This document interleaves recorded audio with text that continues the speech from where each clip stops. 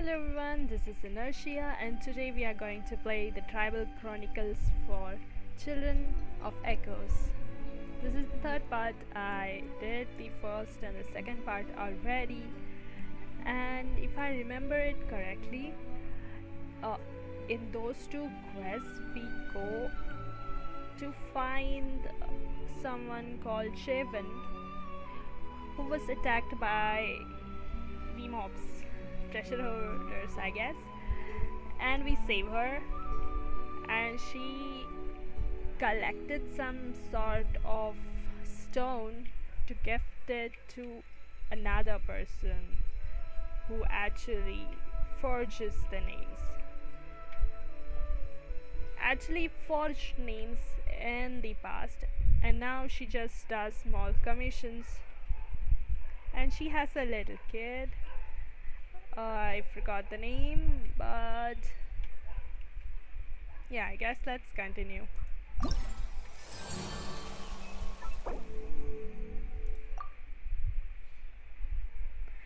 The little girl's birthday is coming up, and I guess we need to go meet them.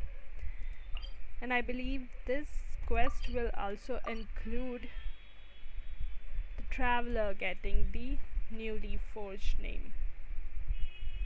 Oh, where did it go?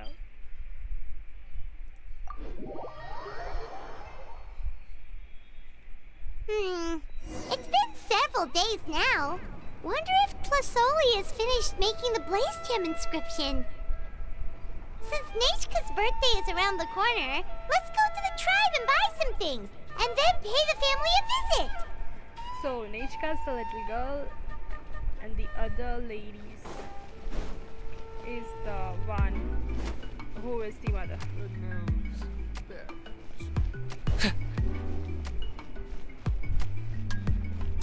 news.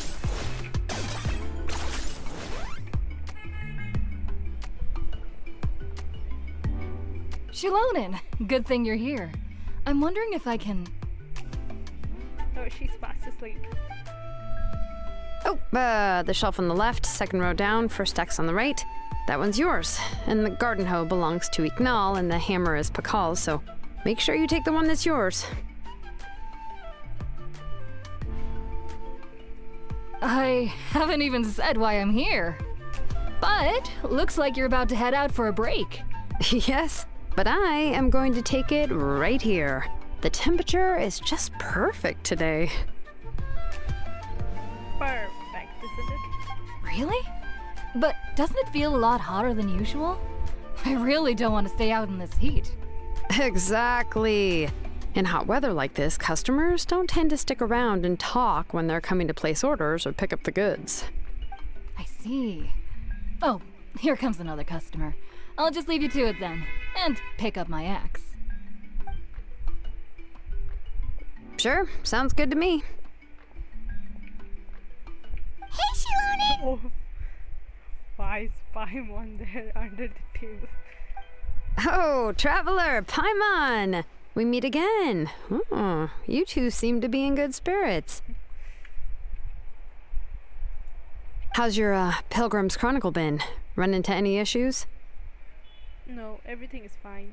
Oh, good. It was also my first time receiving a Pilgrim's Chronicle, even though I've already turned it over to you. There are still a lot of things that could go wrong, so I wasn't sure if there'd be any issues. Huh? So, what are the chances that something might still go wrong? Well, less than the chances of Mualani accidentally falling off a spirit way, I'd say. Oh, well, that definitely would never happen. I found the axe, Shilonin. Thanks a lot. By the way, Nitchka's birthday's coming up real soon. Are you planning to visit her? I've prepared a gift, and was just getting ready to take it to her. You're not planning on giving the kid a full set of pliers again, are you? Or, let me guess, woodworking tools? You give these kinds of things as birthday presents? And like I said too, we can buy one. Oh, yeah, I make these myself, and it's a lot of work. But if you like a set, I can make some time and forge one for you. Great! We We often camp out in the wild, but a set of Shilonen's tools would make pitching a tent and starting a bonfire a whole lot easier. Well, still, I won't be giving Nichka any tools this year. She wrote me a letter saying that she'd like a copy of To Kill the Brave. The book is not what you call a bestseller, but luckily, I have a few copies in my collection. They were really old editions that were published a long time ago, but they should still be readable. Children her age love fairy tales. The last time I was at Tatholi's, I even brought Nachka. Wait. What did I bring her again? It must have been her favorite thing, but, why can't I remember it anymore? Oh, it is quite hot today. Seems you're about to pass out from the heat. Do you even remember your own name?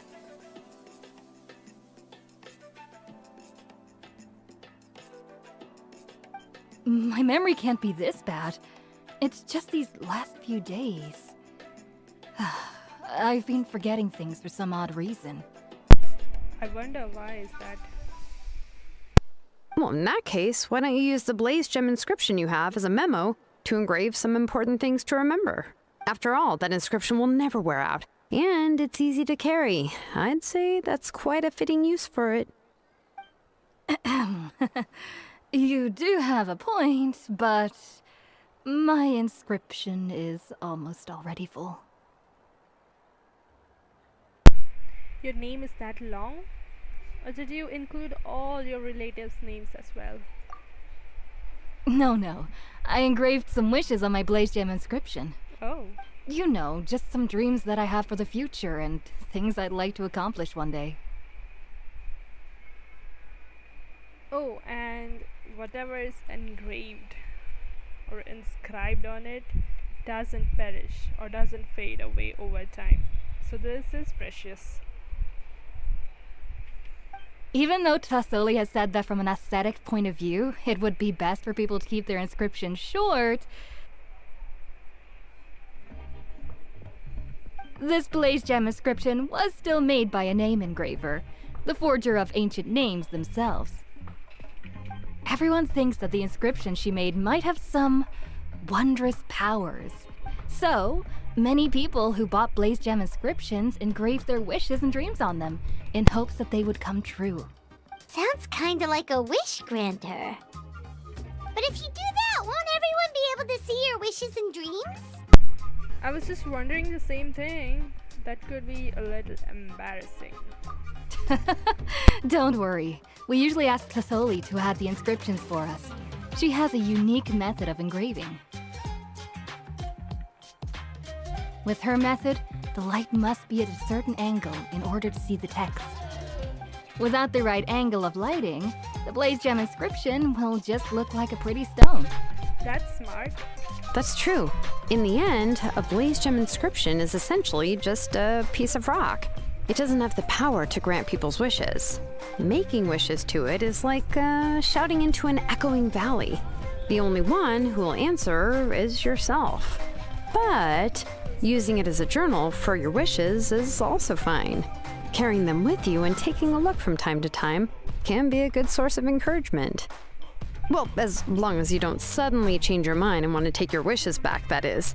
These things are extremely durable. It would take a lot of effort to change the words. And I don't think anyone would willingly part with it either. They're not cheap and very hard to get. If you ever lost it, you'd just be filled with regret. Still, it's really strange. Given Auntie's skill, how could it take so long for her to make one? Oh, well, I hope someone didn't give her an idea of making fewer and selling for more. I know just the person who would do that. And it sounds just like one of Chevin's schemes. It's true. Chevin would totally have put that in her ear. Still, I don't think it's such a bad thing for Tassoli to make some money by selling these. At least she and little Nachka are better off now, and won't have to worry about the cost of treating her illness anymore. I was really worried about their family at first, and was even planning to send them some... What was I planning to send to Nachka again? Okay. This memory of mine. Okay, this sounds sus. It seems like she's forgetting things which is related to Nechka. Alright, if you stay out in the heat for any longer, I'm afraid even the inscription won't be able to save your memory. You should, go back. Yeah, get some rest. Right. Right. Please give my regards to Tlisoli and Nechka. What's going on? Maybe I should go talk to Erinley to get some medicine. So you'll be going to Nechka's birthday party too, Shilonen? Oh, perfect! Then let's go together! Oh, yeah, sure, but I didn't expect you to know Tlisoli too. She hasn't been coming to the tribe much lately, so how did you get a chance to talk with her? Long story.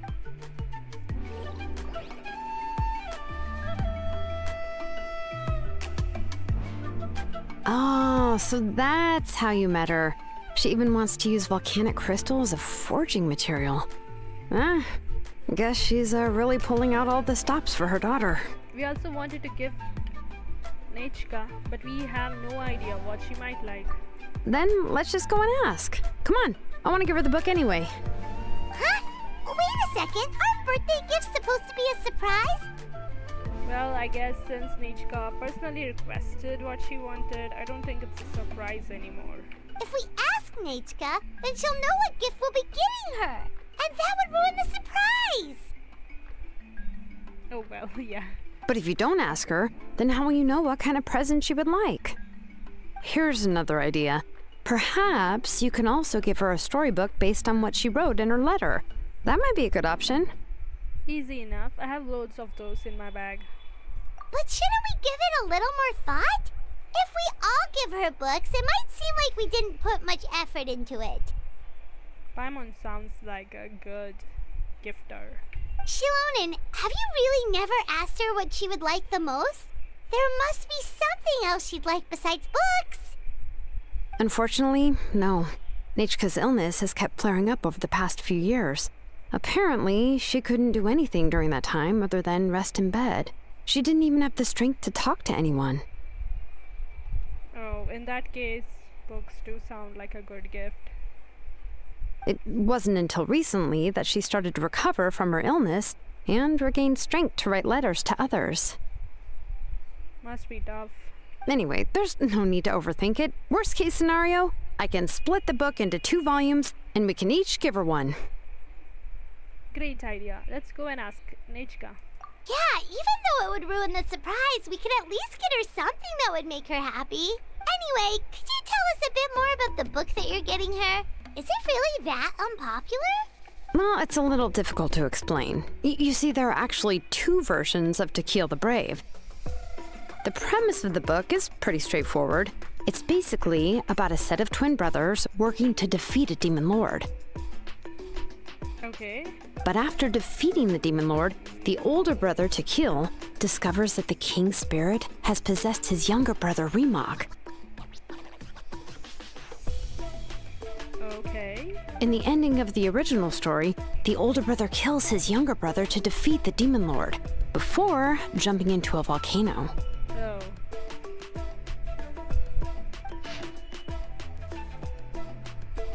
Somewhat each copy of Tekul the Brave. This tale comes from the desolate, distant past. In those days, the mountains steep were still bared like blades against man and the beast, thirsting for the souls of the feeble-minded, human and non-human alike. People knew that the god of the mountains loved them not, and was to be given a wide berth. Yet they were forced to seek shelter in caverns from the storm screaming through the wilds, all to pass one long night after the next. But these caverns, like the mountains, extracted payment from these vagrants. Countless were the tribes who lost kin to the ways through which they stumbled blind. Valiant Tekul and his kind-hearted brother Rimak were born to one such tribe. At the hour of their birth, a long, troubling night reigned inside and outside the caves, and through the campfires around which the tribe's people sat flickered. None were comforted by their light. The people thought, "This fire shall soon go out, and once it does, we too shall be finished. How long will this night last? I'm cold and hungry too. Let's hurry things up then. Quickly, let me walk into the night. Better than this torment. Oh, you poor children, you poor, poor children." Yet Tekul and Remark did not announce themselves with sorrowful cries as the other children did. Instead, Tekul stared into the cavern depths. The minions of the cavern did their best to frighten them.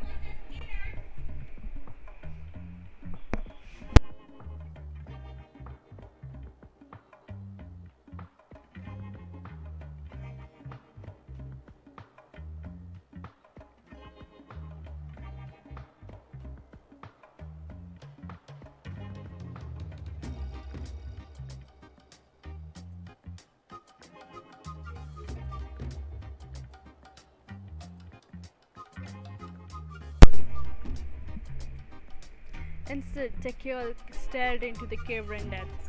The minions of the cavern did their best to frighten him, but his gaze swept over them, keen as a sharp stone spur. He has seen us, our sharp claws and long teeth, but he is not afraid. The wicked creatures whispered amongst themselves anxiously and involuntarily retracted said appendages. Remark for his part waved his hands and laughed, and his laughter was like pebbles tumbling in a stream, drawing the eyes of all the distressed tribespeople to his face. Oh well, this is wait, that's too long.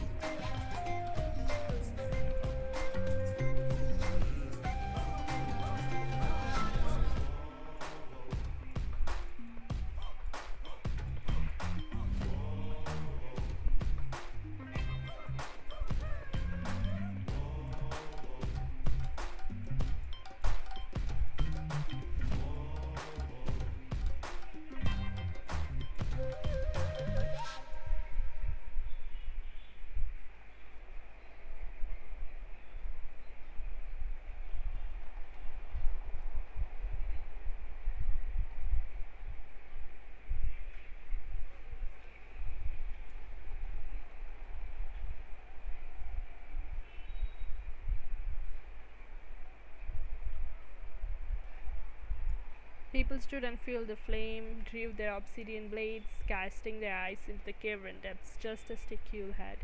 The beasts of the cavern were filled. Okay, well, we can read this later.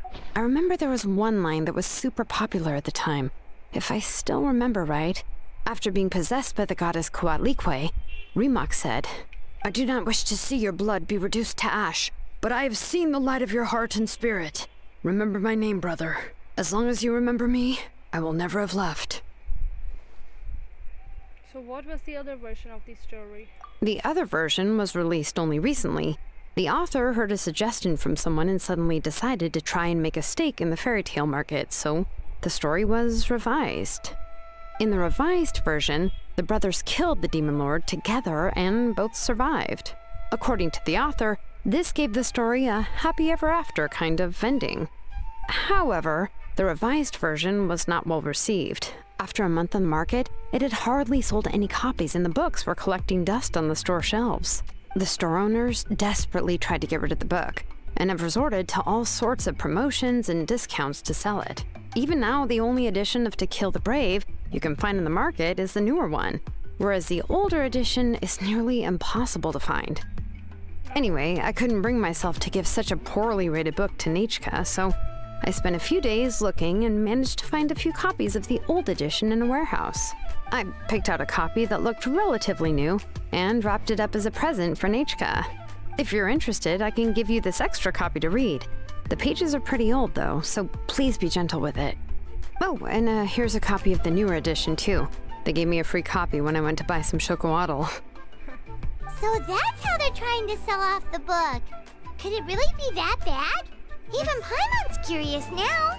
That's 2 more for the collection. You can read them to me when we are on the road, Paimon. Okay, but you'll have to carry Paimon for a while. Once Paimon's done reading it herself, she'll read it out for you. Let's get going. Tlasoli lives pretty far from the tribe, so it'll take us some time to get there.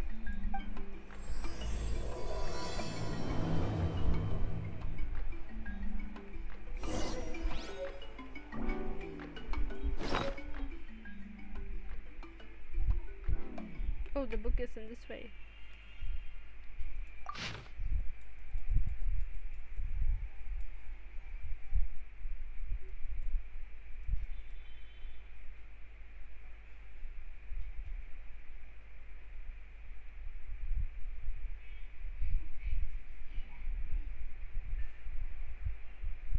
Okay, wait. Let's just read this quickly. Okay. Valiant Tekil and kind-hearted brother Rimac were born to the tribe. They were in the cave and only had campfires. There was monsters on one side and the storm outside the cave. And these two little kids did not cry. And Tekil stared. And and the monsters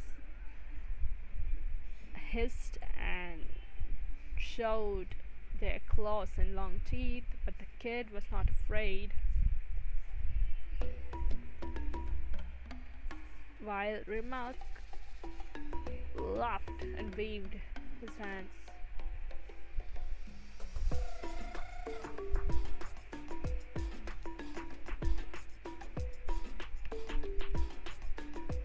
Did he do some magic? Because this little kid Rimac patted the firewood and it just became unlimited. Feed the flame, feed the flame.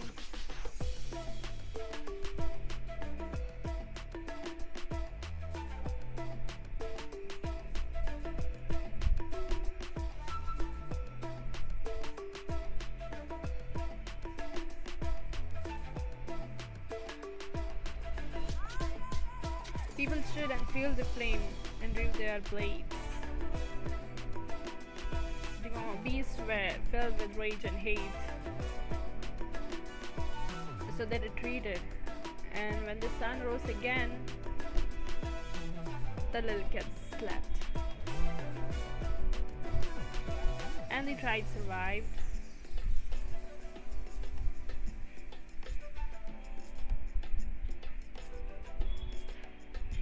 And because the beasts were killed, the master Chronicles, I forgot how to pronounce this. The master found the master got to know about this deed. And because he was the lord of demons, who claimed to be the mother of the underworld and the mistress of 10,000 times 10,000 caves, whose flanks were the rocky stalactites, whose tongue was the every blast of wet, frigid wind, and who, upon waking, could be only sated by devouring 10,000 souls. Tekil and Rimac were the first humans to slip her grasp. Okay, see, so she wanted to know what happened. This Earth Mother waved her hand, lashing the evil beast covering to the side with a rock.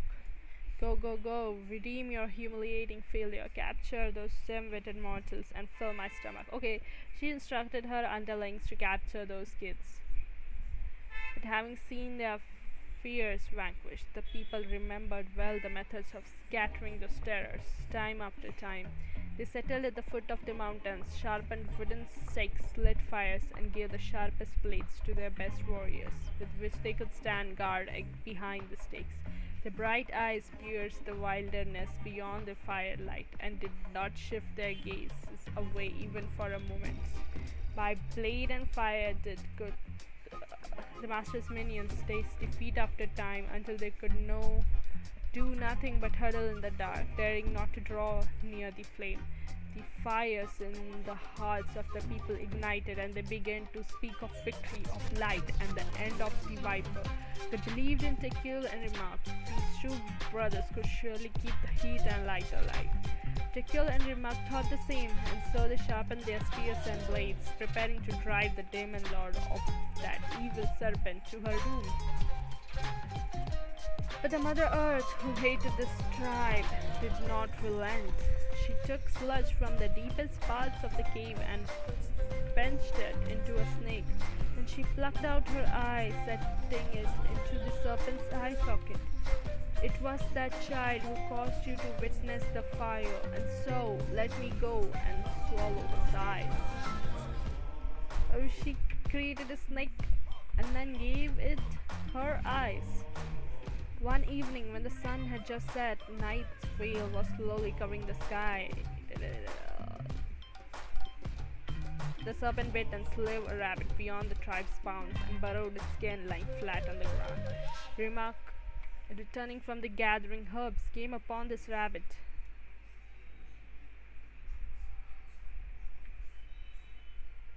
And seeing its wound, the kind child put his torch down without hesitation, searching for its herbs. He chewed on them, preparing to apply them to the rabbit. But the snake, speaking for the earth mother, leapt from the wound, hissing laughter. Ha ha ha ha ha! Ignorant, foolish human, sacrificing yourself for the lowly rabbit. Before Rimak could retrieve his torch, the earth mother serpent lashed its fangs first onto his neck and, burrowing into his body, captured his heart and soul both. The defenseless sentries were the next to be murdered by the earth mother, for they greeted Rimak just as they always did when he returned from gathering herbs, only to be pierced through the heart by the serpent, dying on the spot. The entire tribe's fires were put out, and amidst the shroud of darkness, death and terror were resurgent. The Mother Earth spat the snake out, and through poison fangs she cried out, "Behold, behold, you arrogant fools, and kneel as you should in the dust." But the sound of the rock being struck cut her off, for Tekil, who had been sharpening his obsidian blade, used it to create spark that set his tent alight. He raised his blade and charged forward, letting fly his blade at the Earth Mother's messenger. The blazing edge cleaved the poisoned serpent, molded from soil with ease, but as Tekil was about to follow through, he saw his brother's eyes and the blood staining his brother's hands. That instant was all the time the wounded viper needed to escape, yet nigh fully charred it was still, and the Earth Mother's eye reduced almost to the ashes. Okay, so the snake almost got roasted, and the Earth Mother's eye became ashes. But the tribe was destroyed, and never again was there a chance it would dare defy her. Thus did Earth Mother comfort herself as she retreated into the darkness. Her Tekil wished to call out Rimak's name, but the burning dust caught in his throat, and so he could only watch his brother vanish into the night.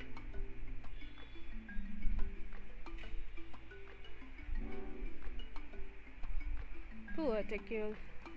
When the night at last passed, Tekil, who stood amidst the ruins, knew that the surviving tribespeople could no longer stay. Burying his confusion and pain deep in his heart, he led them on to a new journey. They crossed mountains and canyons, dodging fearsome beasts and poisonous insects. Tekil did not close his eyes for so long as they journeyed, nor did he dare to loosen his grip on blade or torch. Finally, by a silent volcano, they found a tribe willing to take them in. Only after he saw the last of his tribe peacefully fall into slumber under the old shaman's care did he relax and collapse into the earth. Shaman reminds me of Sitlali. I wonder if Sitlali's tribe is near the volcano. Okay, let's get to it. When he awoke, he found himself in a blazing cave. The lava that surrounded him undulated with an erratic pulse, as if the very mountain was slowly breathing. When he stood up, the lava boiled and bubbled, and a rumbling came from all directions. "Do not search for your brother. His eyes have been devoured by a cunning serpent. But I must save him and pursue that venomous snake also. His words echoed through the cave, but the goddess of the mountains and fire was silent. Tikal thus prayed unto her, "Let my brother's name live on. I am willing to sacrifice my heart and blood in return." Oh. He collapsed to the earth, okay, but he found himself in a cave. The cave had lava, and he heard voices that do not search for his brother. But he says that he wants to save him and the snake. He wants to kill that snake as well. But the goddess of mountains and fire was silent. And then he prayed that he wanted his brother's name to live on. And in return, he was willing to sacrifice his heart and blood. The goddess answered him in an echoing cave. Thus she said, "Your prayer have I heard, but your brother is no longer your kin. His name has sunken into the deepest of depths." Tikal raised his head and lifted up his wish to the goddess. "Turn my blood to fire, so my heart may illuminate the depths. I will bring my brother back before my blood runs dry. Turn my blood to fire until my soul may sear and slay that serpent. I will take its head before my blood runs dry." When Tikal woke up again, the old shaman of the tribe gave him a brand new sword, food, and water. Finally, the shaman clasped his shoulders and blessed him. "May your fire dry the venomous snake's venom." Thus did Tikal embark on another journey. His strength was endless, his body tireless, and his blood burned like lava. He crossed grassy fields and snowy peaks, deep valleys and high mountains, and the goddess of mountains and fire showed him the way with falling rocks and the cracks in cliffs. Thus did Tikal stride forward without hesitation. When he met his brother again, the Mother Earth mocked him once more, using Rimak's body and voice. But when her claws pierced Tikal's chest, he moved not, and instead her bones were melted by his burning blood. Tikal stared the vicious demon lowered down and said in a loud voice, "My brother is gentle of heart. He would surely have made this land a better place. Yet you have affronted him with your poison, smothering his virtue, slaughtered those who had faith in his virtue. Die, you despicable venomous insect, die here." As he roared, Tikal's blood stained his obsidian blade, turning it red hot in an instant. The Earth Mother watched in terror as her shell, bones, and soul were sundered. She wished to scream, to buy but a moment in which she could unleash her claws and tear Tikal to ribbons. But she could not make no sound, for in the fire's light, the silent soul, to whom this body once belonged, awakened, and that soul cried out to his brother. Whoa.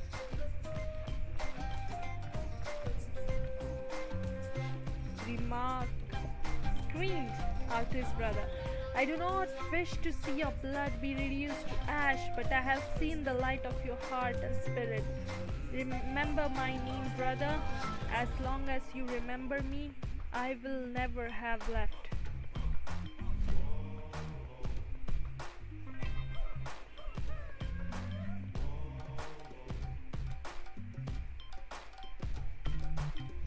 The blazing flames swept over every corner in that gloomy, frigid cavern, and every last poisonous insect within was slain, burned to ash alongside every plot and scheme so heinous and vile.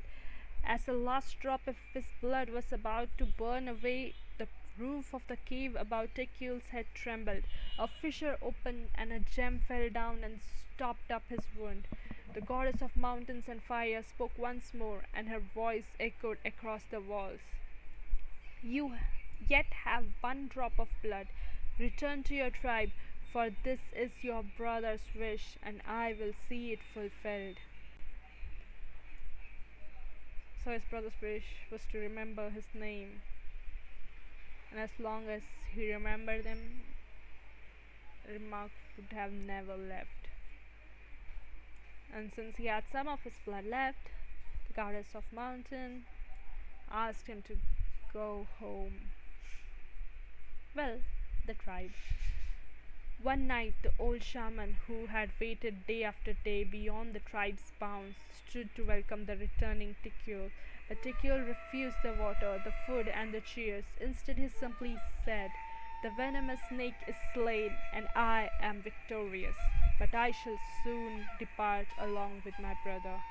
He took the gem from his chest, placed it upon a torch, and walked up to the silent volcano.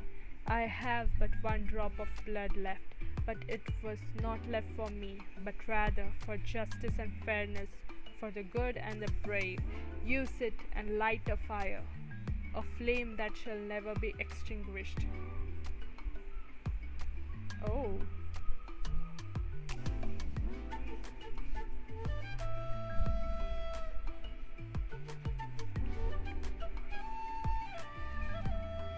Having said that, the valiant Tikul leaped into the dead volcano. The earth was shaken by his heart and blood, and the volcano's own heart resumed beating, the blazing lava once more beginning to flow. The volcano lives, as does the bravery of all tribes. Good story.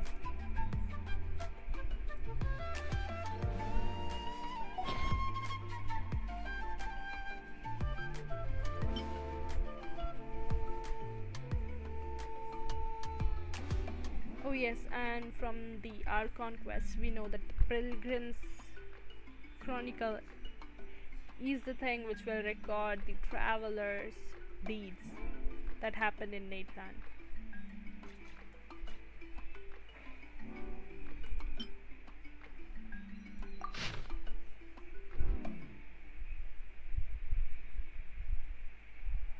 Should we read this one, huh?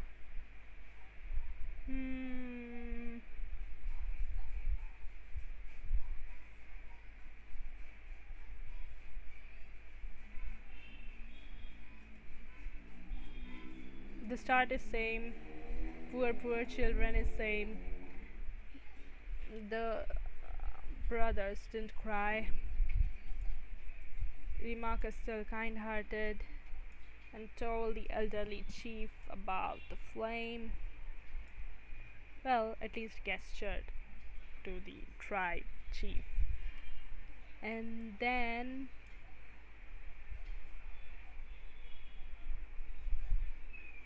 the tribe people killed the beasts inside the cave and survived the day and started living peacefully, which angered the master of the beasts, and she asked her beasts to go capture those mortals again. But they were slain by the tribe people again, and the people still believed in Tikul and Rimac. But the Earth Mother, who hated this tribe, she took the sludge again, pinched it into a snake, plucked her eye, and gave the snake her eye. The snake still got into the rabbit, and Rimac went to heal that rabbit.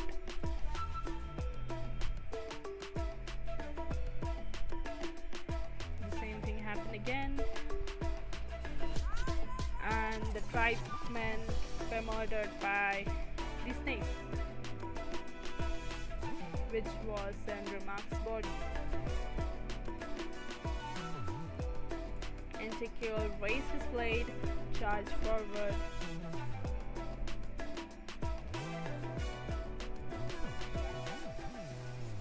And the master's eye was reduced to ashes.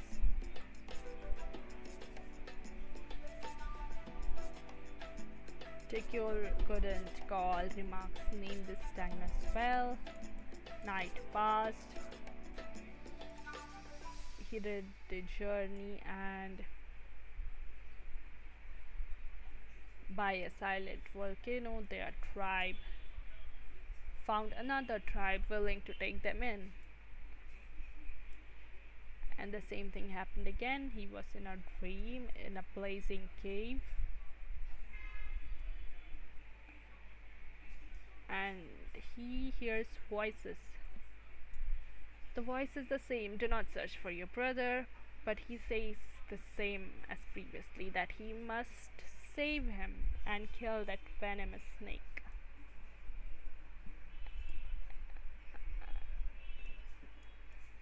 The prayer happens.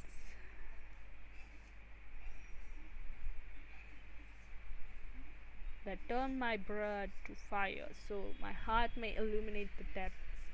I will bring my brother back before my blood runs dry, and turn my blood to fire until my soul may sear and slay that serpent. I will take its head before my blood runs dry. And then he woke up, shaman gave him a brand new sword, food, water, and then he goes to kill that snake. The goddess of mountains and fire shows him the way.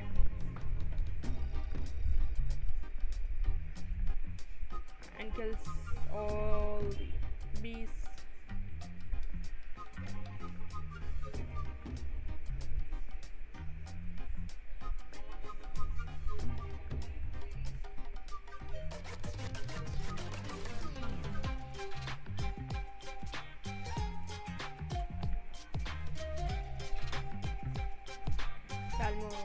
He plunged the weapon into the master, but she could make no sound. Okay, so here is the change. The master wishes to scream to buy a better moment in which she could unleash her claws and kill this guy, but she could not make no sound, for in the fire's light the goddess of mountain and fire opened one eye, causing a silent soul to whom this body once belonged to awaken and grasp the snake by the neck. So instead of speaking, Rimak woke up and grasped the snake by the neck. The goddess cried out, "You wild snake, you wicked shade, be driven out by the light as you should." Wait, you wicked shade? The blazing flame swept over every corner in that gloomy, frigid cavern.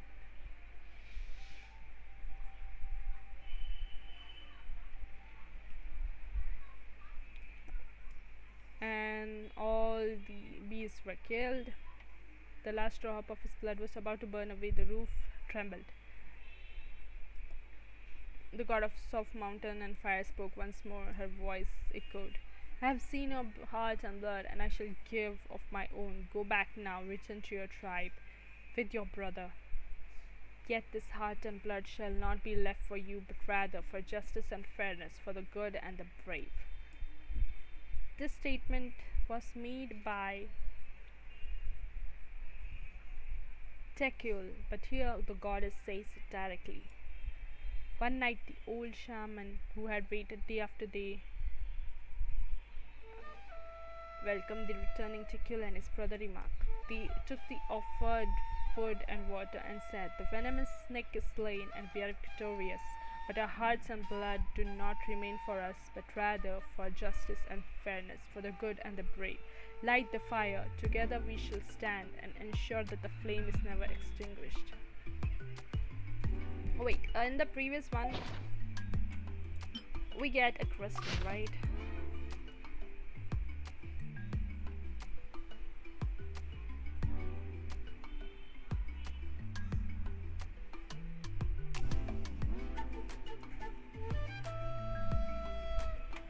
His gem from his chest.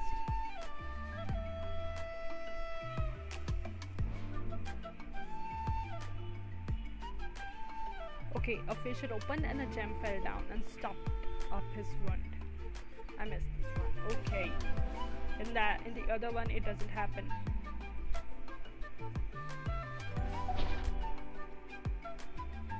Okay, let's continue.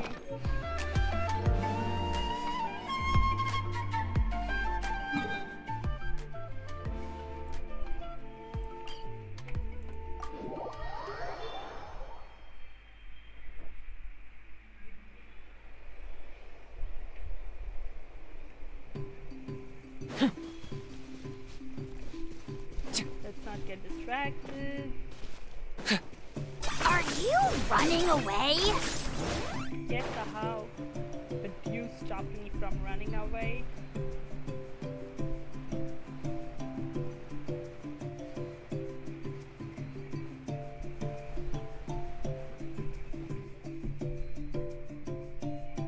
Go on now, Yengu. Nachika is still resting. Hey, Tlasoli, we're here!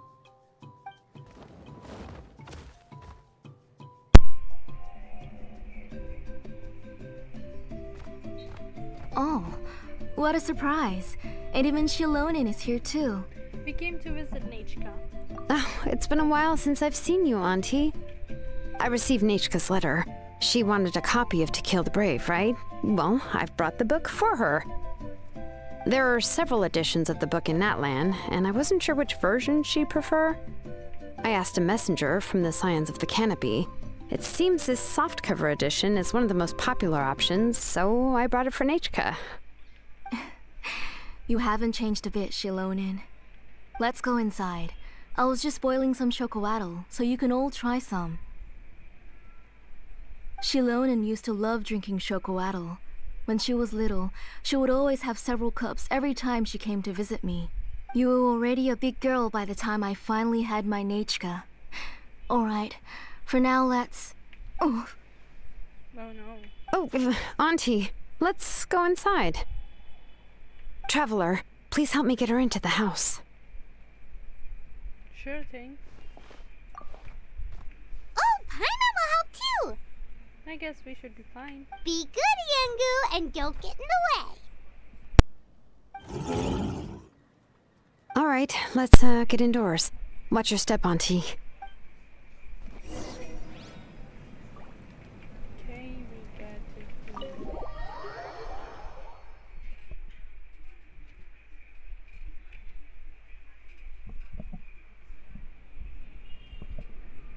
sorry.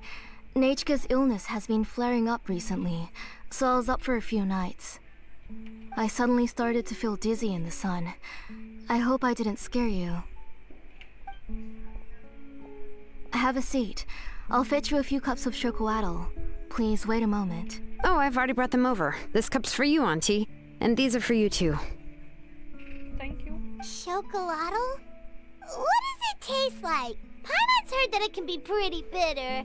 Traveler, could you give it a try first?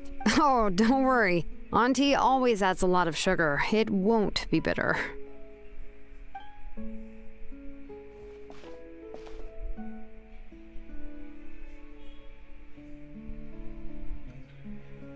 The last time you came to visit, you were still just a kid.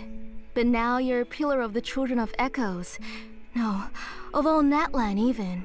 Oh, well, it's all thanks to the drinks I had here and the books I happened to read. You have been close for quite some time then. We heard that you two are from the same tribe, but Paimon had no idea you were so close. When I was little, my parents were always talking about how skilled Auntie was at forging ancient names and how she was a good role model for the rest of us. The moment I became idle at home, they would toss me into Auntie's workshop to watch and learn. Then I would have your parents go back, boil you a pot of chocolatl, and let you play in the house. Yeah, and then I would drink and listen to you banging away with your tools in the workshop. But eventually, she moved out of the tribe to find some more space, and I didn't have the chance to visit again after that. But why did you seem so familiar with the place when you went to the kitchen for the drinks just now? Because the layout of this place is identical to her old house. Let me see. Yeah, that should be Nachika's bedroom then. That's right. I remember you used to hunker down in the room to read and draw, but you're all grown up now. Even if you wanted to live here, I'm afraid you've already outgrown Nachika's bed. You two seem like family. Shilonen seems just like an older sister to Nechka. That's how Nechka sees Shilonen too. Whenever she's feeling better, she always asks me when her pen pal sister will be coming to visit. Well, yeah, I'm here now, and even brought a gift as an apology. I'll leave the book here. You said Nechka asked you for the book? I hope it wasn't too much trouble to get. Really, I'm surprised that she even asked you for a present. When she's at home, she'd even ask me for permission to eat some snacks. Maybe I've been too strict with her. She's obviously starting to like her big sister more than her own mother. Oh, really? Well, I'd say I really haven't done enough to deserve the title of Big Sister. Yeah, I wasn't able to help her when she was sick, and I didn't even come and visit her that many times. Well, the only thing I have been able to do is to help her find some books. Don't be too hard on yourself, Shilonen. You have great responsibilities as the name engraver of the tribe. We both know you are far too busy to take care of her. The responsibilities on your shoulders also became far heavier when I gave up on my work. You just had more important things to tend to, Auntie. No one in the tribe blames you. We all know that nature can— But that doesn't change the fact that I gave up on my work. And even now, I still have not found the courage to pick up my hammer again. I'm sorry to leave you to shoulder all the responsibilities alone, Shilonen. Oh. Ooh, why so somber all of a sudden? Don't be so sad, everyone. Hasn't Nechka gotten better lately? Oh, relax, Auntie. I can handle the work. But once Nechka is back on her feet, you should get back to work and let me have a vacation. You'll be the one who's busy then, and I'll be sitting at the side drinking chocolatl and cheering you on. If that day really comes, you can have as much chocolatl as you like. So, how did Nechka get so sick? If you asked me before, I wouldn't have even been able to talk about it. Why is that so? But now that she is gradually recovering, I've also gained some courage to face what happened back then. Nechka's illness actually originates from the Abyss. Oh. That night, I was in the tribe, having a discussion over the forging of new ancient names. Before we could finish our discussion, the alarm started to ring outside. A horde of monsters from the Abyss suddenly attacked the tribe, so everyone banded together to fight them off.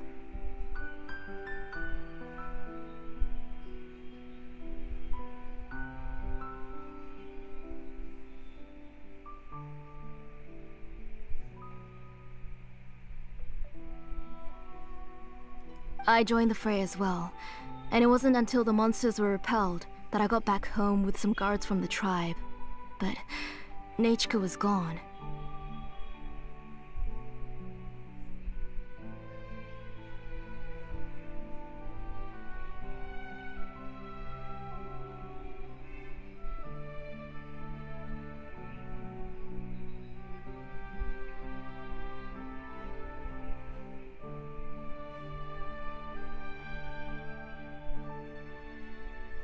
I can't remember how long I spent searching for her. Maybe for 2 or 3 days. In the end, we found Nechka at the bottom of a short cliff. Sounds similar to the child's story where he fell into the abyss and was later found at the bottom of a cliff. She was holding a dried up embercore flower in her hand, and there were traces of abyssal corruption around her wounds. I know. It was all my fault. Before the incident, Nechka had asked if I could forge an ancient name for her. Work was busy at the time, so I told her that if she could find an embercore flower, I would use it as material to forge her an ancient name. Well, Oh, Nechka, my daughter, my Nechka. I was holding her in my arms, but no matter how many times I called her name, she wouldn't open her eyes and look at me. I was the one who decided to move my workshop to the outskirts of our tribe for work, and I was the one who left her home alone. Oh, my daughter. My Nachka. Why do you have to suffer like this? Whoa, hey! It's okay, right? Nachka's getting better. She already has the strength to write letters now, doesn't she? Well, Shilonen has even brought her a gift. Please drink some water first. Things will get better. Sorry. I just can't control myself whenever I remember that time. Phew. Alright. It's not every day that we get guests. I really shouldn't be crying like this. I asked someone to buy some ingredients for me. So, why don't you stay for dinner tonight? I'll make some shrimp bisque, grilled fish and mint sauce, and tower tacos. We'll help. That sounds like a lot to make, and we don't want you to tire yourself out.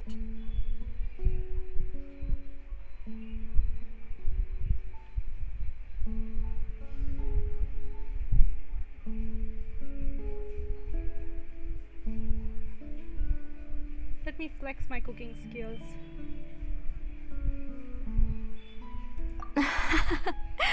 Thank you both, but don't worry. It's just a few dishes. I'll be fine. You three just need to make sure everything gets eaten up. I can't eat a lot at this age.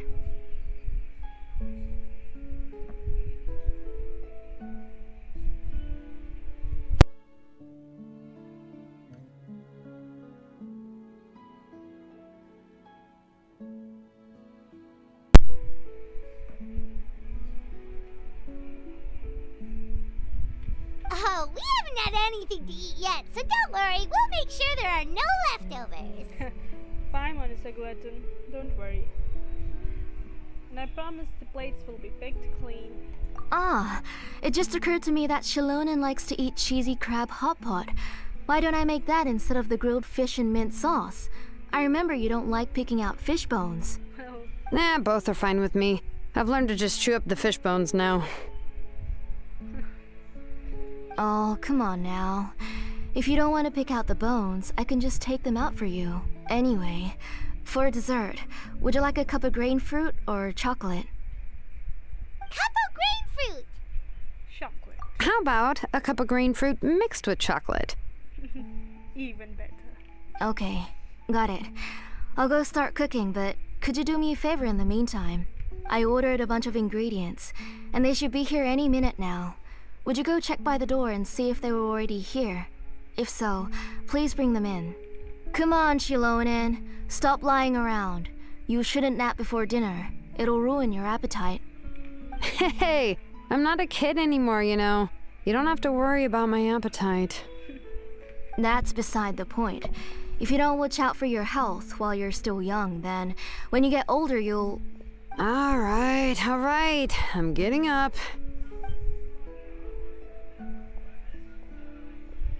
We'll go check on the ingredients with Shilonen. It isn't far, so it shouldn't take us long. That kid.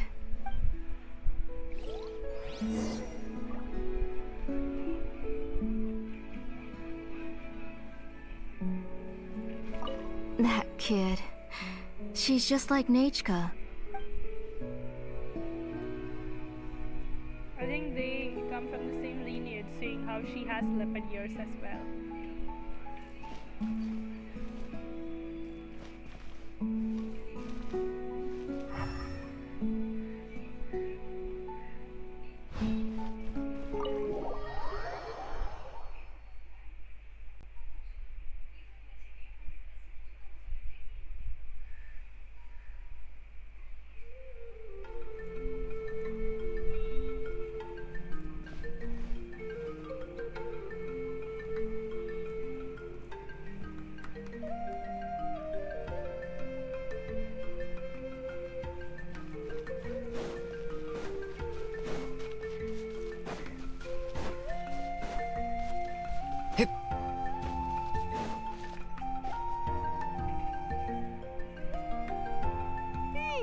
No one's come to deliver the ingredients yet. Paimon thought we'd see someone come flying down on a Yunkasaur as soon as we came out.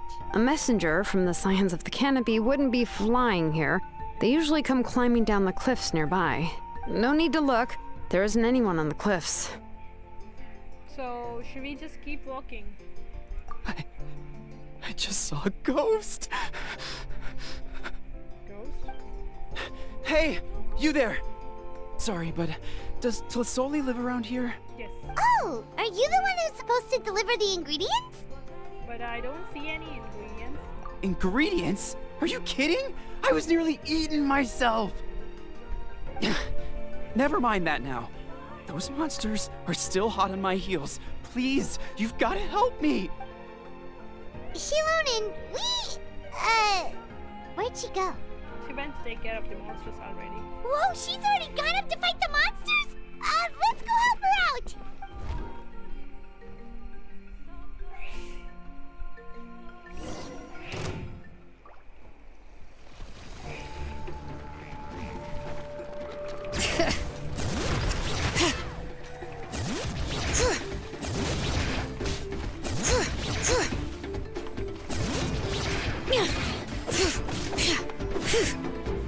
Everybody stand back! Ha! Brace yourself! This is gonna hurt! Za! Yeah! Da! Da! Well, I missed Ja! Ah! Bring it!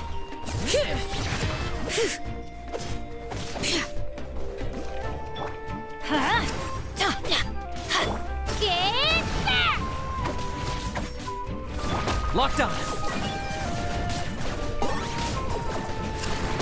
To complete that game.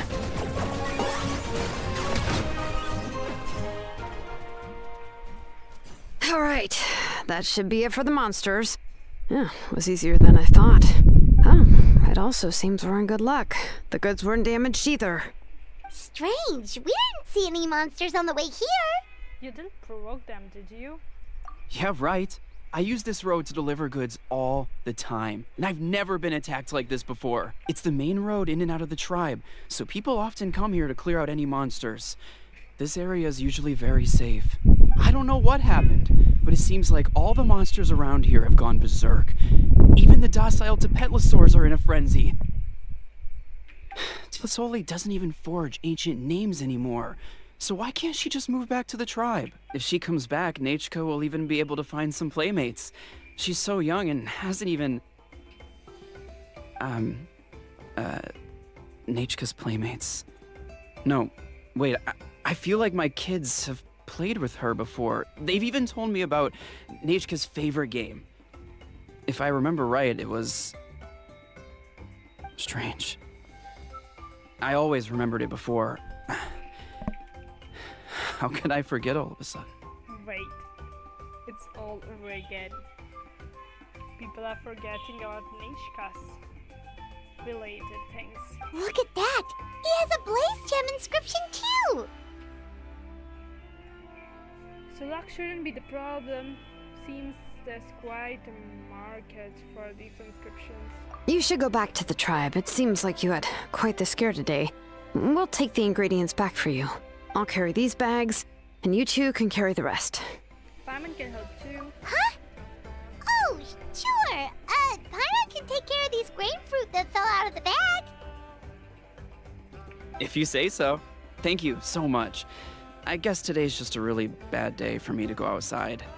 That was tough. That's so weird.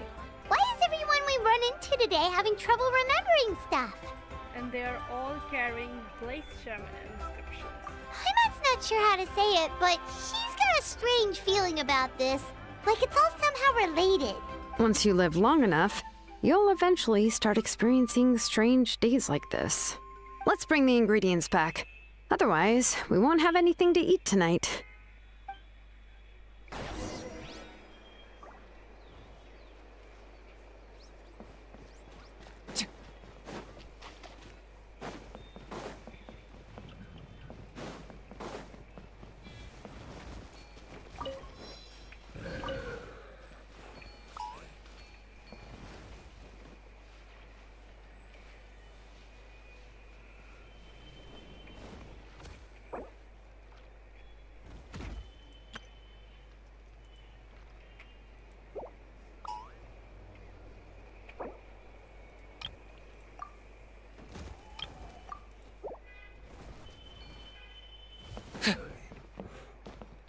Target acquired.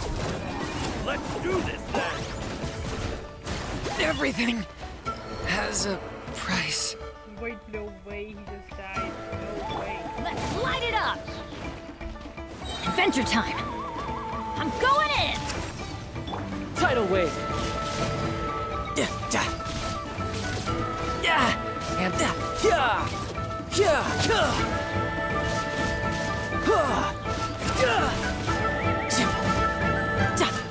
yeah! Who's next? Right here.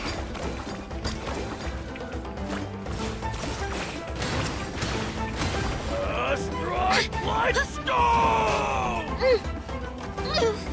I'm fine.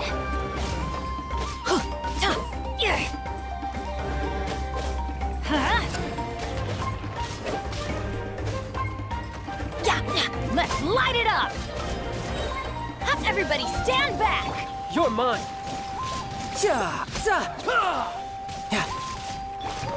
Strike like stone! Yes, you are. Qualified after all.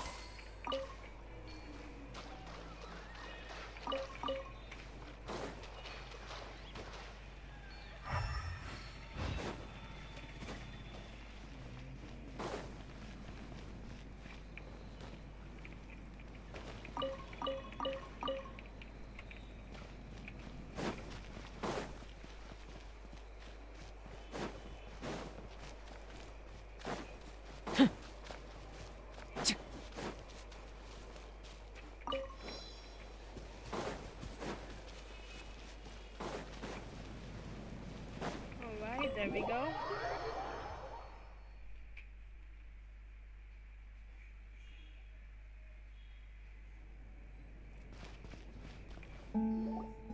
Ah, you're finally back. What took you so long? I was starting to worry. Oh, yeah, we, ran into some small problems, but everything's fine now.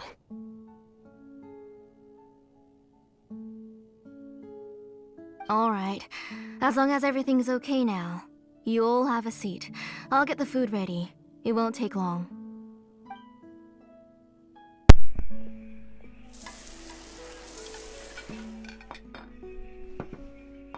Whoa, there's so much tasty food! You're amazing, Plasoli! They were all pretty simple dishes to make. Don't be shy. Dig in, everyone. No flying on the tail, Paimon. But Paimon can't reach that dish! Could you give Paimon some? Come on, come on! Ooh, yeah. Can I get another serving, please? You're done already? Do you even chew when you're eating? Someone who can give Paimon a competition. Of course! Didn't I say that I chew up the fish bones? I'll have just one more fish and leave the rest for Nachka. It's okay. Just go ahead and eat all you'd like. Nachka can't eat these dishes anyway. What? Her body is too weak to digest these kinds of things. I'll just make some broth for her. Oh no, but Paimon thought she'd already recovered from her illness. Wait, but then if someone gets tainted by the abyss, don't they die soon? Injuries caused by the abyss cannot be undone. The doctor said the fact that she's stable is already quite a miracle. But it's okay. Nachka can talk to me now and can even hold my hand. That's more than I could ask for. Even if she will never again know that I am her mother. Wait, What do you mean? The doctor said the abyss has had an irreversible effect on Nachka's soul. She's lost all her memories from before she was injured. The doctor also said this sort of memory loss isn't like simply forgetting something. Rather, she can no longer remember anything from before that fateful day. Huh? But how does that happen? did her soul get interchanged or something? You know about the woven scrolls that the Masters of the Night Wind use to record things, right? Well, generally speaking, forgetting things is like when the woven scrolls would gradually start to fade. As long as you repaint and weave the threads again, the faded memories will come back to life.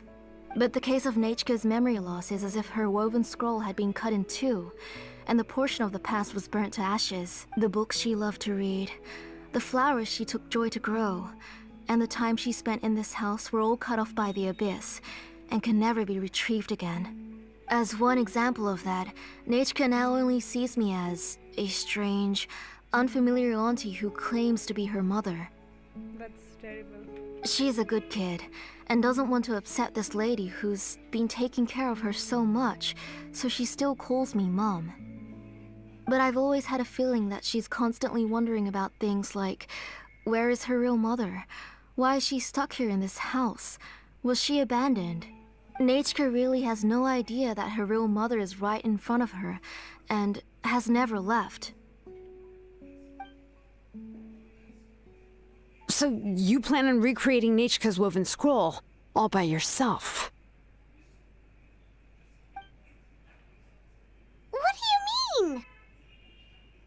Or should I say, you've already started reweaving that scroll long ago? A blaze gem inscription. The delivery guys. I saw it hanging from his waist, so I asked to borrow it from him. Don't worry, I'll return the inscription to him once we've figured everything out. These things aren't cheap, after all. When did you know?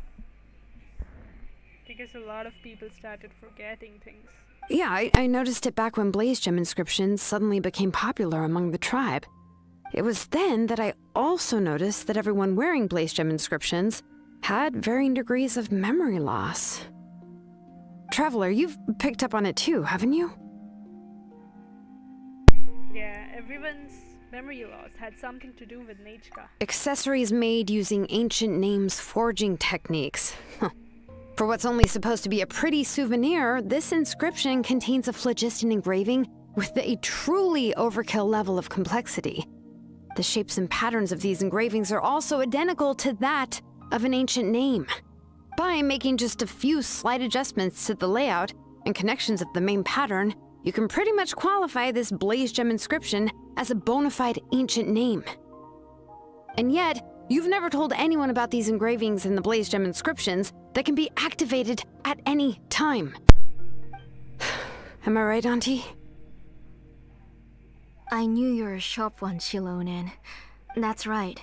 I have a way to cure Nechka and restore all her memories. It's actually quite simple. Fetch it from those who have it and give it to her. I want to forge an ancient name for Nechka that contains all of her past memories. But the ancient names must be approved by the Viob. And the reason they must be approved by the Wyab is because the memories they bear are all stored within the ley lines. Extracting those memories from the ley lines requires the Wyab's assistance. But your plan wouldn't need you to do any of that, right, Auntie? Your blaze gem inscriptions will help you complete that part of your plan in the ley line's place. You will use the inscriptions to form a massive memory bank for Nechka. And the ancient names you're trying to forge will be used to extract corresponding memories from the memory bank. Well, A memory bank? Wait, so the reason all those people were having trouble remembering stuff is because the blaze gem inscriptions took away any memories related to Nechka? even though Nechka has forgotten her own past, her life was still witnessed by other people. Using other people's memories of Nechka to reconstruct her past? This is the first time I've heard of such an idea. You've seen through my plans, Shilonin. You're as outstanding as ever. Far more brilliant than me. I intend to use this method to collate all the memories related to Nechka and allow her to regain her past again. But wouldn't extracting memories like that hurt the person carrying the blaze gem inscription? Not at all. Every time a blaze gem inscription extracts memories, the process is under my precise control. That way, there's no chance of anyone in the tribe getting hurt. This is the central inscription that controls all the other blaze gem inscriptions, which will also soon serve as Nechka's ancient name. You made all of this yourself, Tlasoli? Even though it's not an official ancient name, that's still a lot to do on your own. Yes, it was lots and lots of work. It was truly exhausting. Or perhaps I've just grown old. You saw it yourself. I nearly fainted just from being in the sun. I could collapse tomorrow, or even in the next few moments. But Nechka's ancient name is still far from completion. I've solved the issue of storing memories, but I still don't know how to connect Nechka up to this central inscription. I thought you just modify your own ancient name. I considered it, but this matter doesn't have anything to do with my ancient name. It's of no help to me, and I don't need its help now. You know the price to pay for making something like this. Yes, I do. But as long as I can get my Nechka back, I'm willing to do whatever it takes. Even if she'll just know you for a few months. Otherwise, Nechka won't have any chance of reclaiming her past once I'm dead and gone. She won't remember me, and she won't even remember why her name is Nechka. When that time comes, she'll be left to drift around the world all alone, unknowing of where she came from or where she should go. She is my daughter, the one to whom I gave the Nechka name. Whether it be as her mother or as a name engraver, I can't simply stand by and let her name disappear. Shilonin! Let her think about this for a moment. I'll take the central inscription with me. I'm going to completely disassemble it to confirm its components and uses, and I won't make any promises until I've checked everything. Say goodnight to Nechka for me, Auntie. Oh, wait. I've also finished the inscriptions for the Traveler in Paimon. Let me fetch them for you. She just let it go like that. I'm sorry it took me so long to finish them. I don't know, that could be sus. Hold on, Auntie. The Traveler and Paimon have never met Nechka before, so you can't draw any memories from them. That wasn't my intention. They're just ordinary gifts. Please, take them. Huh? What was that noise? Also, it's kind of strange that we never saw Nechka.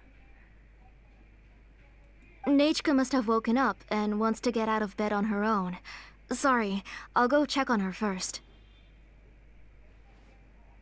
Nechka, don't try to get out of bed. Just tell Mom if you need anything. You go ahead and take care of Nechka, Auntie. Let's go, Traveler and Paimon. There are a few things I want to tell you. Okay. I think the things she's going to say is going to surprise us. Let's head back to the tribe first. There are some things I need to get from my workshop. Disassembling the central inscription? It's not going to be easy.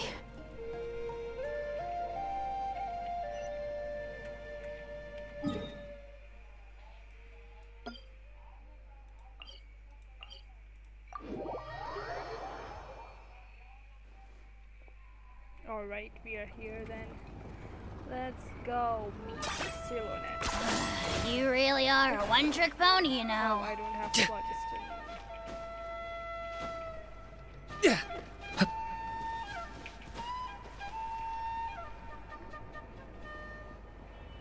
You two can wait outside for a moment. I just need to go in and grab something. The workshop is a little messy, so unfortunately, I won't be able to show you around. But I want to have a look. A mess is what I like the best. Oh, yeah, that's not really what I mean. It's not the mess that's really the problem. It's just that the workshop is cluttered with way too much stuff. Books, files, and even ancient texts I got from the Masters of the Nightwind. Everything's piled up to the ceiling. You probably won't know where to step once you're inside. Kachina suffered quite an unfortunate series of events the last time she went inside. Well, I suppose it was my fault for being so focused on searching for information at the time that I forgot to lock the door. After entering the workshop, she was shocked to find herself face to face with a massive woven scroll from the Masters of the Nightwind, and then she turned around and knocked over a huge stack of forging blueprints. She tried to step out of the way, but tripped on a poster tube that was behind her, and then boom! The forging blueprints came crashing down right onto her head.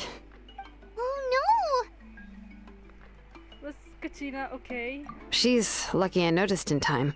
I found Kachina in a daze and managed to save her before an entire set of the history of the Children of Echoes was about to bury her. I then dragged her up to the second floor. Ever since then, Kachina always waits outside the door and doesn't dare take a step in whenever she comes to see me. I thought a workshop was supposed to be full of tools. Yeah, you're an artisan and craftswoman after all. We thought there would be weapons and armor hanging all over the place. But it seems more like a library than a workshop. Well, my primary work is forging ancient names, which is much trickier than making swords and tools. Aside from the necessary craftsmanship, I also need to consult many ancient texts. You probably already know that each ancient name represents a certain spirit, behind which are countless related stories to support it. In other words, the essence of an ancient name is the physical manifestation of a certain spiritual will. And did this ancient name start from the period where Tekul was present? And as a name engraver, when I'm working on a new ancient name, I'm not only trying to give it a physical shape, but more importantly, I'm also trying to understand the spirit contained within the name. And to do that, I have to collect as many related stories as possible and read through them all. But, as you might know, people tend to add a lot of extraneous details when it comes to stories about themselves. For stories that have been clearly exaggerated or altered, I must gather other related stories and information as cross-references. That's a lot of work. This way, I can filter out all the absurd and exaggerated details and restore the person's life to its true nature. Only in true stories can you find the authentic spirit, and this is the only way for the spirit to become an ancient name that matches its essence. We've heard about the concept behind ancient names before, but after hearing you explain the details, Paimon can't help but think that ancient names are really powerful. If only they could be even more powerful. Well, no matter how powerful ancient names could be, they would never be able to suddenly turn into a blade or allow you to smash through an entire cliff in one punch. Just look at her. It's just a form of spiritual power that's passed down from generation to generation. It doesn't have those kinds of physically tangible effects. Well, take your own names, for example. From the moment you appeared in this world, some person had already prepared a blessing for you. And that person then condensed this blessing into your name and gave it to you as a gift. It may feel like the moment you received your name is already in the past, but it will always stay with you and move with you in the future.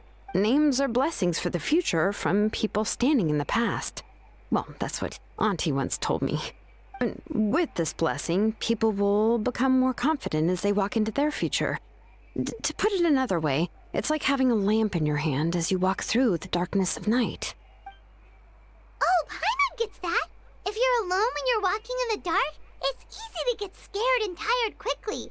But if someone else is walking with you, then it won't be nearly as scary. And, well, you might still get tired, but it'll still be a whole lot better than walking alone.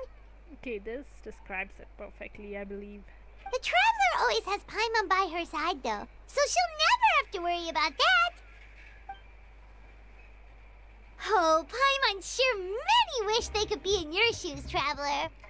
Please, you're always the one to get tired when we're on the road. Paimon's always flying, of course it gets tiring. But we're getting off topic, we can talk about that later. Try not to fall asleep on me next time. Anyway, this is what Plisoli told me when I was training as a name engraver. And to be honest, I've only understood 20% of what she said at most. I've never been able to figure out the rest. But doesn't that mean you basically don't get it? Yeah, 20% is too less. Well, that's not entirely true. Auntie and I have at least come to a consensus on the most important thing. You know what? I am sick of talking. We can talk about all of this later. Please, wait a moment while I grab my things.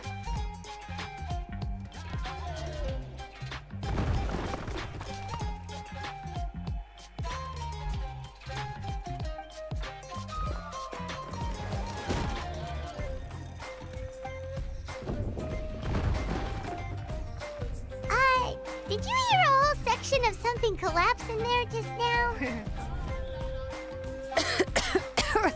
It's fine, it's fine. It was just a bunch of very old ancient name records. I've already made copies of them. I kept this set of phlogiston wedges in the back, so it wasn't easy to take out. I had to resort to brute force. Come on, let's go disassemble the central inscription. It shouldn't take long.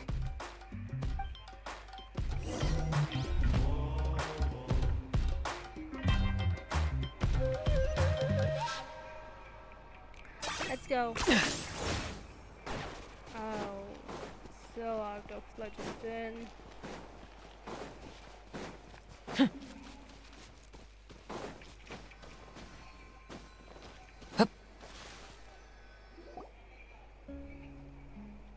Here we are. This is the place. This cliff is pretty high. What are we going to do here? Are we going to climb to the very top and then throw this inscription down the cliff? We are disassembling it, Paimon, not destroying it. I'm going to use phlogiston to make an engraving circle on the cliff wall. That will allow me to investigate the internals of the central inscription. Now let me see if this thing can even turn on. I was still an apprentice last time I used it. Before we attempt to engrave the inside pattern of an ancient name with phlogiston, we always use this to draw out the engraving diagram on a cliff or open ground. Only after we've confirmed that phlogiston can flow properly through the internal engravings can we start formally working on the small internal engravings of the ancient name. If we want to dismantle the central inscription in a non-destructive manner, we'll have to use this thing. I really don't want to engrave such a large diagram with my bare hands. Oh, so you'll be able to see what it looks like on the inside without ruining Tlasoli's inscription? For the most part. If it were just an ordinary unfinished ancient name piece, I'd just take it apart and pour phlogiston into the internal engravings to see everything. But since it's a central inscription, it would be better not to destroy the blessing that Auntie has prepared for Nechka. So, Shilonen, does this central inscription fall under the 20% you understand about ancient names, or the other 80% you don't understand? There's an 80% chance that it's part of the 20%. Oh, don't worry. As I said, Auntie and I share an understanding of the most important principle, which is names are intrinsically valuable.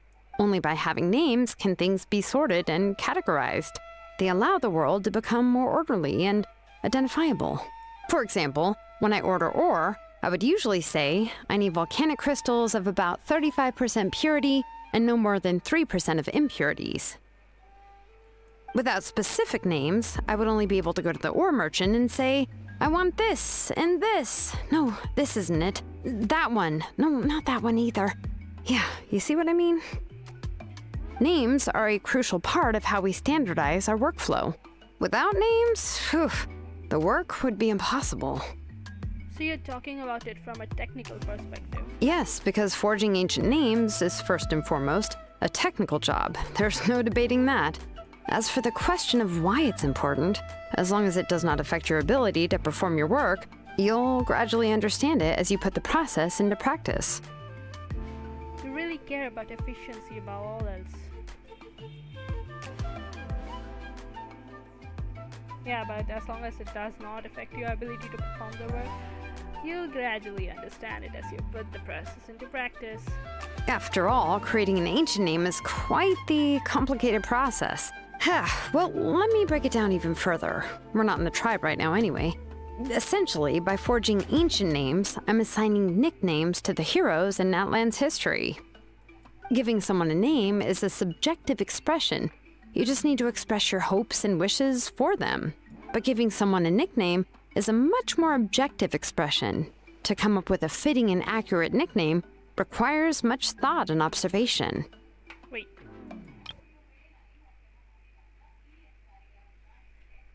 Name is subjective and we need to express hopes and wishes, but nickname, yeah, you need to know the person. Okay. If ancient names or nicknames aren't descriptive enough, no one will remember them anyway. So the best I can do is gather all the information I could and try to come up with the most fitting nicknames possible. Even a minor mistake in the process could cause people to misunderstand the nickname.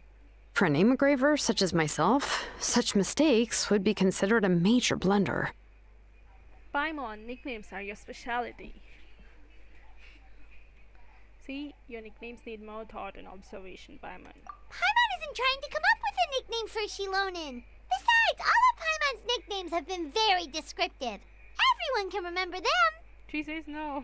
Who says no? Phew. Now I'm curious. Why don't you, come up with one for me? Are you serious? Of course. This is also my line of work, you know. Go ahead. A nickname? Shilonen. Well, she uses phlogiston to forge weapons and make names for others. Don't stress, Paimon. Smith? That's a terrible one. Yeah, not bad, not bad. And quite fitting, too.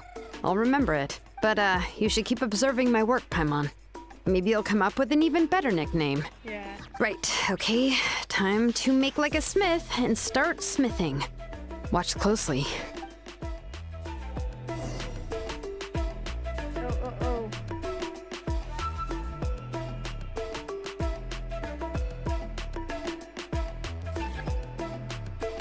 Activate your skill.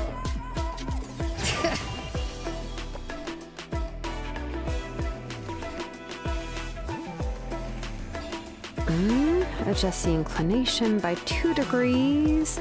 Stop. The error margin is within an acceptable amount, but I'll extend the inscription link a little more just to be safe.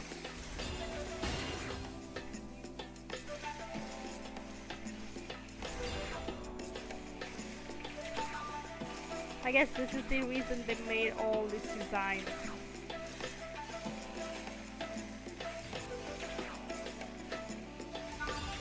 Just look at her. She looks gorgeous.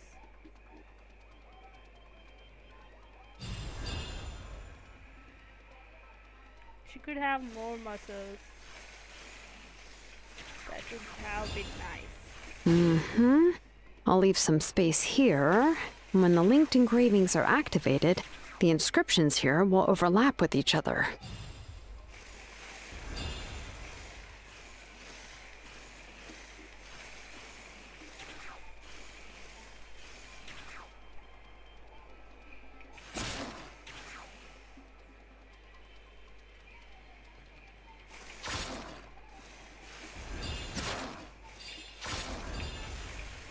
Oh shit, man. Almost died.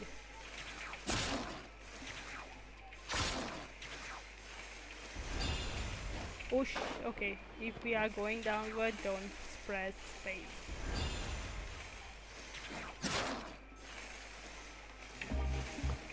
Oh.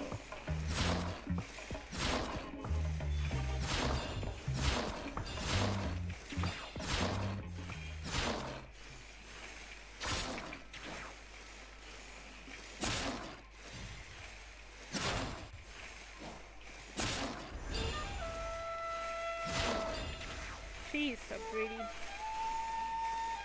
Let's get the job done, or else we'll be stuck here forever. There. That should complete the flow.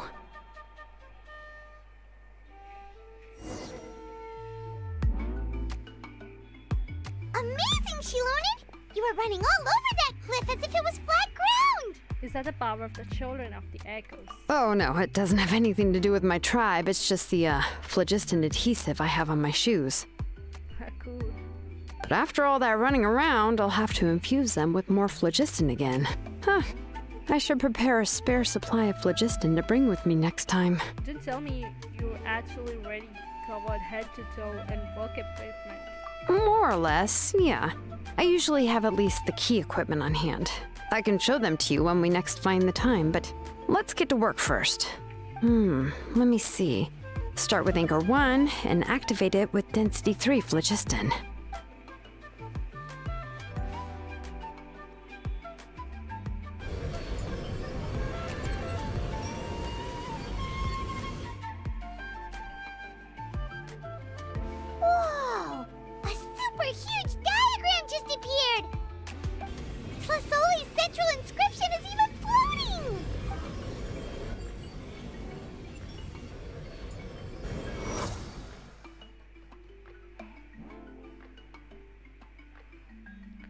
what if Auntie was expecting Silonet to do this?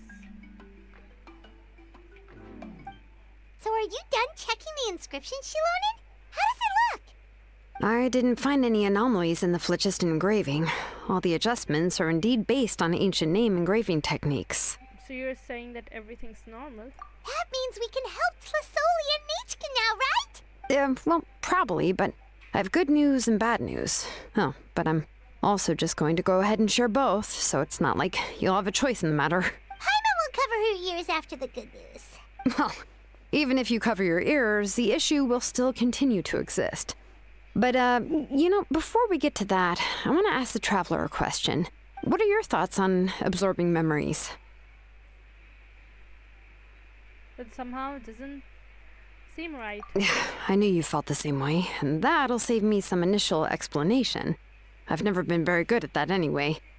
It's, hard to control the absorption of memories. Technically speaking, this type of inscription has the power to do far more than absorb memories related to a single person. By herself, Auntie can't handle that level and scope of work, but if she has accomplices, it is completely possible for her to use this inscription to accomplish far bigger things. Accomplices? You make it sound like she's committing a crime! Well, here's the good news. Yes, this Blaze Gem inscription would be the perfect tool to commit crimes, but we haven't found any accomplices or signs that she intends to put it to such uses. From a purely objective standpoint, we can consider that possibility as yet to be confirmed for now. The bad news is, there's still an underlying problem with this Blaze Gem inscription that cannot be ignored. I believe I've mentioned this before. Ancient names operate with the help of the Wyab, granting them the power to read information kept in the ley lines. Okay, so ancient names operate with the help of ley line. I mean, wow. And Vioba helps the user to learn more about the name from the ley lines. In this process, the Wyab actually function like relays, helping the ancient name bearer sense the information from within the ley lines. If you remove the Wyab from the process and don't use any tools, then finding a specific story is akin to trying to scoop up a specific grain of sand from a rushing river. So before you're even able to retrieve the sand, you'd most likely drown. Yeah, exactly. Anyone who attempts to do so will likely lose most of their cognitive function or become a babbling madman who talks to themselves all day long. Wait. Does Nichka even exist? Now, let's consider the memories that Auntie has gathered as the ley line, and Nichka as the only ancient name bearer of this ley line. There's no way Auntie would let Nichka plunge into the river of memories without any tools. She'd only be overwhelmed by the surge of memories. And considering that Nichka has forgotten all of her past, she'll be unable to work on her own to accurately find the correct past. Only Aunt Tlasoli can help her filter the correct memories of her past. So, if my hypothesis is correct, Auntie is actually planning on turning herself into Nichka's Wyab to help her extract the corresponding memories in the different situations she may face.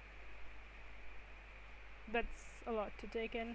In an ideal world, this would be perfectly fine, as long as every extracted memory is correct.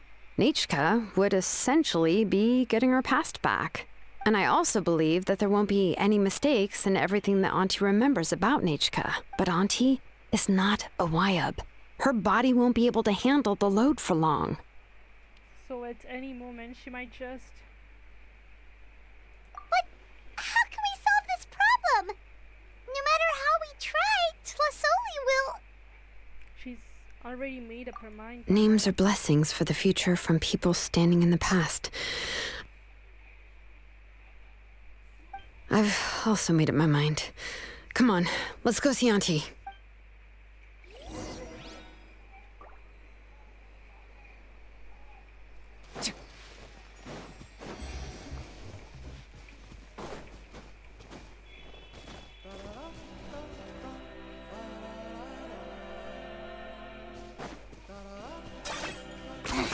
10 points for agility.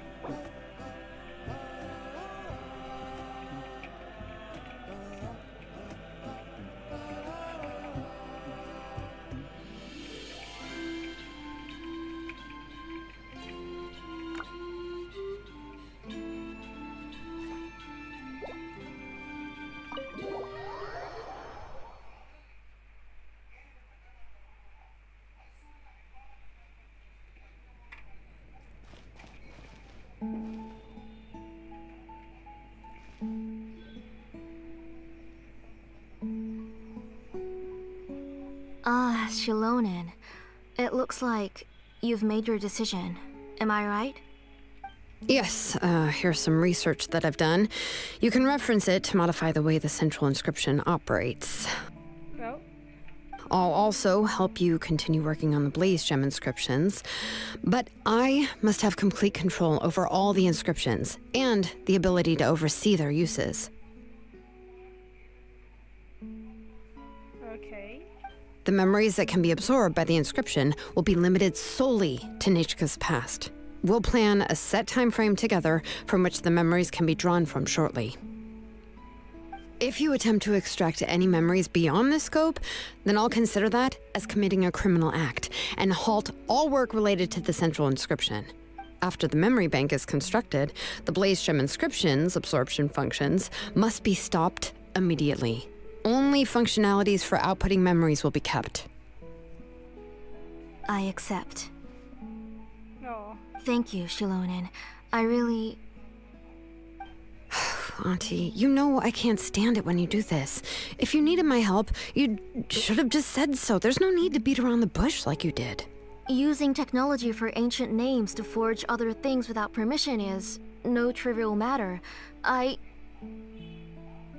Yes, it's a major departure from the technology's intended use, but it's nothing compared to a child who needs help, compared to a name that's about to be lost. But once this is all over, you must come with me to see Pakal and discuss everything that happened. That's fine. I'm willing to accept any punishment for my little Nechka. All right, let's clear off the table and come up with a plan. also, I just want to see Nechka once.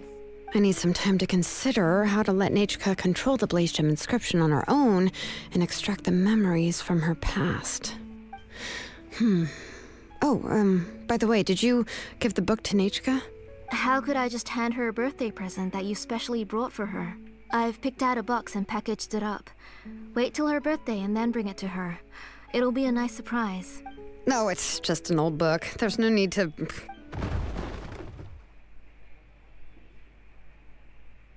Wait.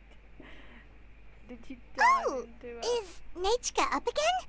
But what was all that noise? It sounded like something broke. Maybe she knocked something over. Did she get converted into a saurian? Uh-oh. What if something fell on her? We should check. Paimon will go have a look. Nechka, don't hurt yourself. Shilonen, is that you? Oh, she's out. You're Nechka? Why hide her face, huh? How many times have I told you? Don't get out of bed on your own. You were running a fever yesterday. Hello, Nechka. Thank you for the book. I've already read it several times. You've already read it? But didn't Tlasoli package up the book that Shilonen brought? Eh. No, she's all mixed up. The one she read isn't from Shilonen. It's one I bought for her before. A few days ago, she told me she wanted a book. I know nothing about these kinds of books, so I had no choice but to go to the tribe and look for a copy. I eventually found one and bought it for her. I put it in her room once I got back. Okay. Soon after, she suddenly developed a fever. I was so busy taking care of her that I forgot about the book, and Even forgot that she had asked you for a gift. Auntie, do you know which version of the book you bought? Which version? The shopkeeper said it was the one with the perfect ending to the story. Apparently, that's the only one you can find on the market now. Okay, she gave the newer one. Oh, it's all my fault. You wasted your money, and now it won't even be a surprise. Oh, it's all right. It's just a book. As long as Nechka enjoys it, that's what matters. Oh, right. Nechka probably doesn't know us. Weird. You're Paimon and Miss Traveler. Mom told me about you. Okay, that's good. Oh! Seems like everyone knows who we are now. Hello, Nechka. Yeah, Nechka seems to be doing pretty well today. Since she's been stuck indoors for the last few days, why don't we take her out for a walk?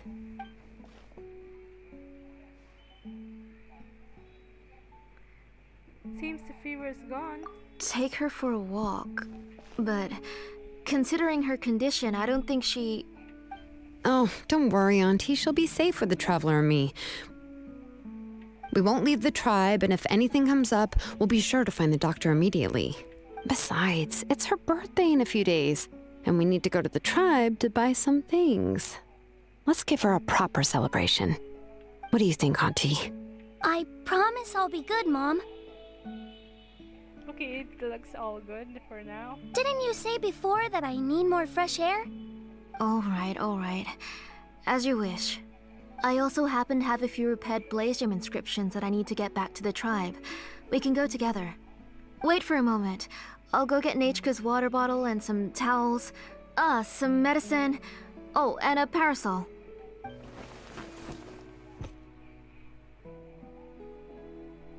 Talk about being prepared. We can camp out with all that stuff. It doesn't hurt to be prepared. Okay, let's go. Please be good now, Nechka. Don't cause any trouble for Shilonen and the others. For a moment I thought she was a ghost. But it seems that wasn't the case. Oh, you can let me carry these. And don't be a stranger, Nechka. Feel free to tell us anything. And even I was quite a handful for Auntie when I was little. Yeah! It's not often you get to go out to play, so just have fun. Everything will be fine. If you don't stir up some trouble when you're little, then you'll never get the chance again. Okay. Thanks, everyone. And please don't worry, Mom. I'll be good. Let's go look for Ignal. I've had her blaze gem inscription for a while now, and I'll finally return it to her today.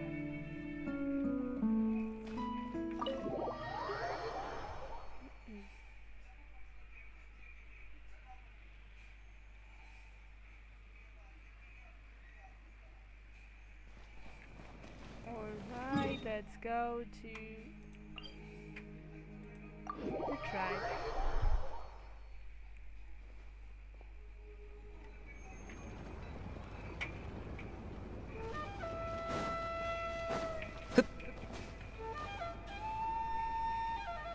Tosoli, what brings you to the tribe today? Oh, she seems to be doing much better now. She's even out and about. I'm sure it won't be long before she'll be playing with Chanil and the others. I hope so. Here, Ignal. This is your inscription. I've finished repairing it. Now she's gonna steal the memories from her as well. Oh, thank you for bringing it back for me. Oh, by the way, I came across a piece of good quality ore a while ago. I was thinking of using it to make some pretty jewelry for little Nechka. I remember that Nechka would become so happy every time she saw a shiny ring. Right, Nechka? I'm sure she'd love that. Thank you. My pleasure. Give me a moment. I'll bring the ore. Oh, I can make the jewelry for her. What kind would you like, Nechka? I would like... Something shaped like an embercore flower would be nice.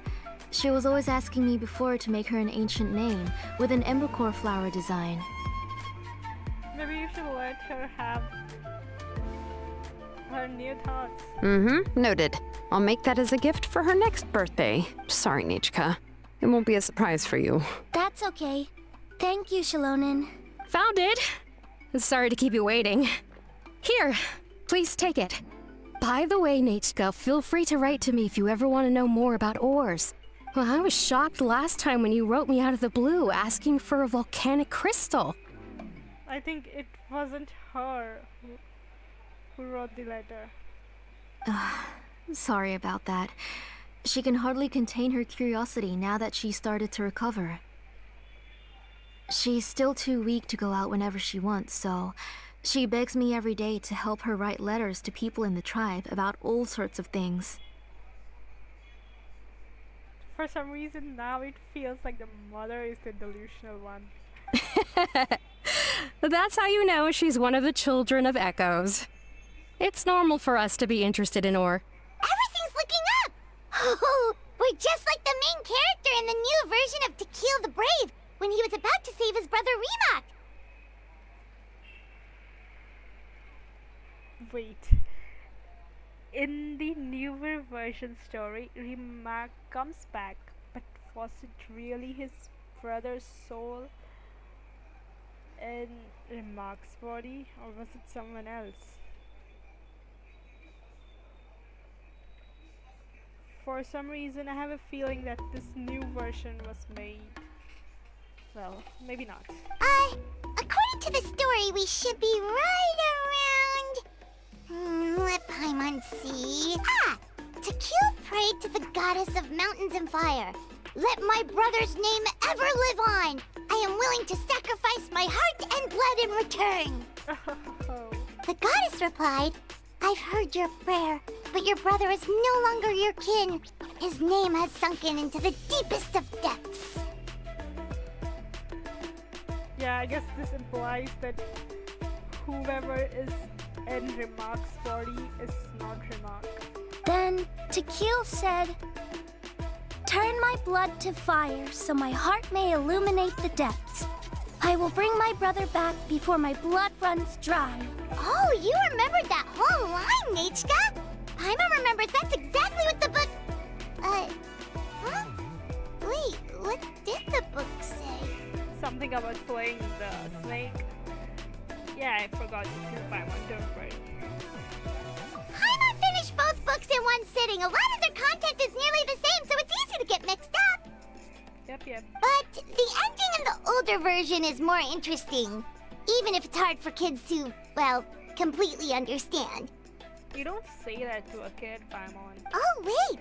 Natchka hasn't read the other ending. It's okay, just wait a bit and Paimon will read it out for you. No spoilers. That's not true. Actually, I already know the other ending. Oh? You already know the other ending? But didn't you only read the edition your mom got for you? Hey, what are you all chatting about so happily? Let her say. Huh? Mom, Miss Traveler and I were just talking about the ending of that book. We were just talking about how the bad guy was defeated and everyone returned home safely. It's a really happy ending. That's not the other ending she was talking about. Aren't happy endings always nice? But if you already read the whole thing, then what will Mom have to read to you at bedtime? Guess you'll have to go to bed early tonight. But I'll buy you some more fairy tales next time, okay? Okay, Mom. So how's the ore? It's pretty good quality. I'll be able to give Natchka a beautiful and durable piece of jewelry for her next birthday. But, for now, let's focus on celebrating her upcoming birthday. Where are we headed to next, Auntie? Next, let's visit Apaish Palan. He should be close by. Stay close, Natchka. Don't go too far. Yes, Mom.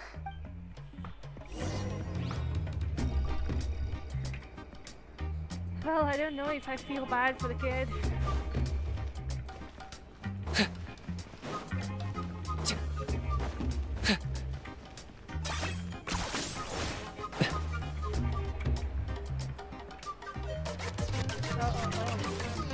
It was higher up. Oh, well.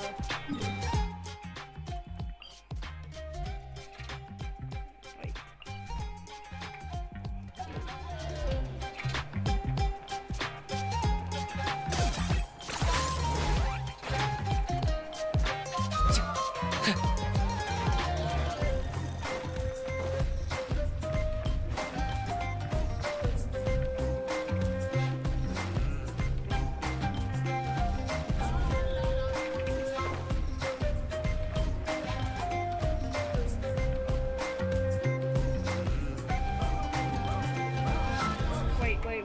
wait. Oh well.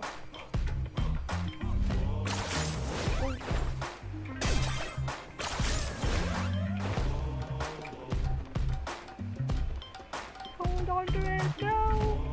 Oh, okay.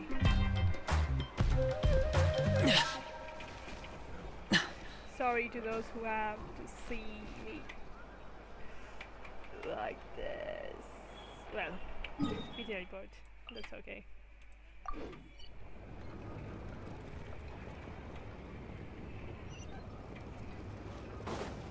Oh, it was right over here. My bad. Why do my eyebrows keep twitching today? Strange. Something's about to happen. That means you're about to hit the jackpot, Apaj Palan. I didn't expect to have 2 name engravers coming in today. Welcome. What are you looking to buy, Tlazoli? I'll give you a discount like usual. Whoa! Offering a discount just like that? She was once our name engraver. And Thank you for your generosity. I've finished repairing your Blaze Gem inscription. Here, have a look. Come on, Nachka. Say thank you. Thank you, sir. oh, so this is Nachka. Tlazoli has shown me some pictures before. It looks like you're doing much better now. How about this? Go ahead and pick anything you'd like from the store. Think of it as a gift from me. No, that's all right. Mom told me that you've already given a lot to our family. Oh, well, that was for your family. I've never given anything just for you. If you don't feel like it, you can also let your mom choose for you. Oh. Oh, no need to stand on ceremony, Auntie. Go ahead and pick something for Nachka. His drills and small clamps are good quality. The measurements of each part are exact, and they're always very durable. I always come here to buy things if I find myself in a pinch. Oh, do you have any child-friendly safety scissors? I remember seeing a few different styles.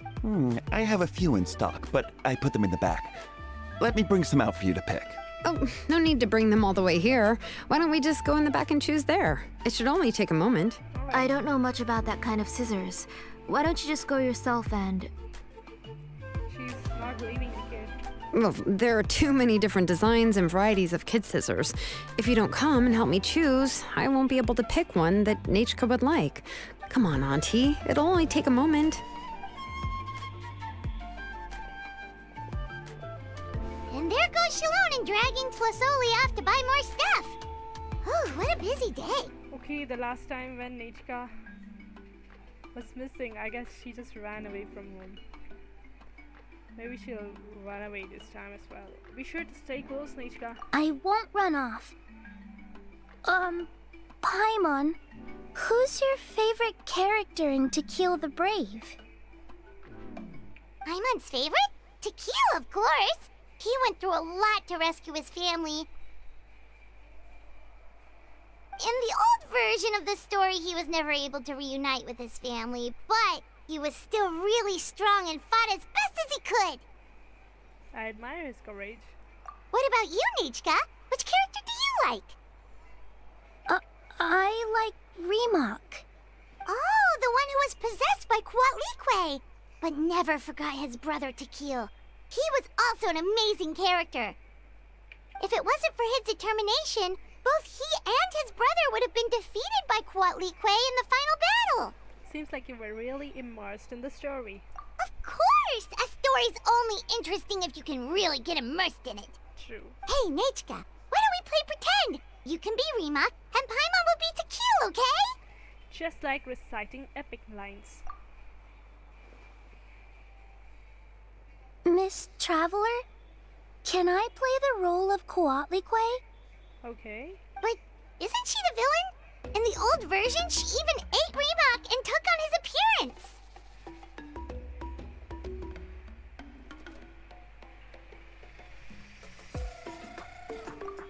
Right, she read the version with a happy ending. And that one, Kuatlique was defeated and the brothers both survived. Well, it doesn't matter. Only the lines at the end were different. You can go on ahead and say your favorite lines, Nachka. Paimon's read both versions, so she'll be able to play along. My favorite line is the one from the end. It's... Come here, Nachka. Look at you. You're sweating. could have stayed there for some time longer. Mom! Let me wipe your forehead. Now, drink some water. This child. You forget everything as soon as you start playing. What do you mean you forget everything? We've picked something up for Nechka. A Paishpalan will deliver it to Auntie's house once he's packaged it up. How was Nechka? Under her mom's shadow. Oh, we were just about to get to the exciting part. You left us with Nechka on purpose, right? So we could talk with her alone? Really? Oh, now that Paimon thinks about it, Shilonen has dragged Tlasoli away from us a couple of times now. But why? Nechka has a strange look on her face. Seems like she has something to say. Let's talk later. Just trust me and act normal for now. Now. We should head to our last stop, Auntie. It's real hot today, and we shouldn't let Nechka be in the heat for too long. Right. Let's go see Chevin and head back home.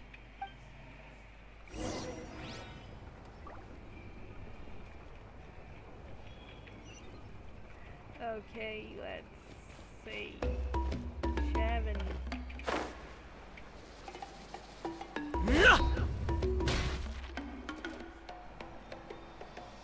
I finished repairing your blaze gem inscription, Chevin. I've also reinforced it so it shouldn't fall apart so easily now. Thank you. How about the volcanic crystal? Was it usable? Yes, thanks for that. You're welcome. I just want to see Nechka get better. Thank you, Miss Chevin. It's fine. Honestly, you're both too polite for your own good. I was wondering where you got the ore for such a large-scale blaze gem inscription. So you must be one of Auntie's accomplices, then. Oh, Shilonen. We already know what's going on. We're all doing our best for Nechka. You had me worried there. I thought we'd been found out. We'd be in real trouble if Bakal ever got wind of it. He's going to get the wind of it after everything's done. To be honest, I won't be able to cover it up for much longer.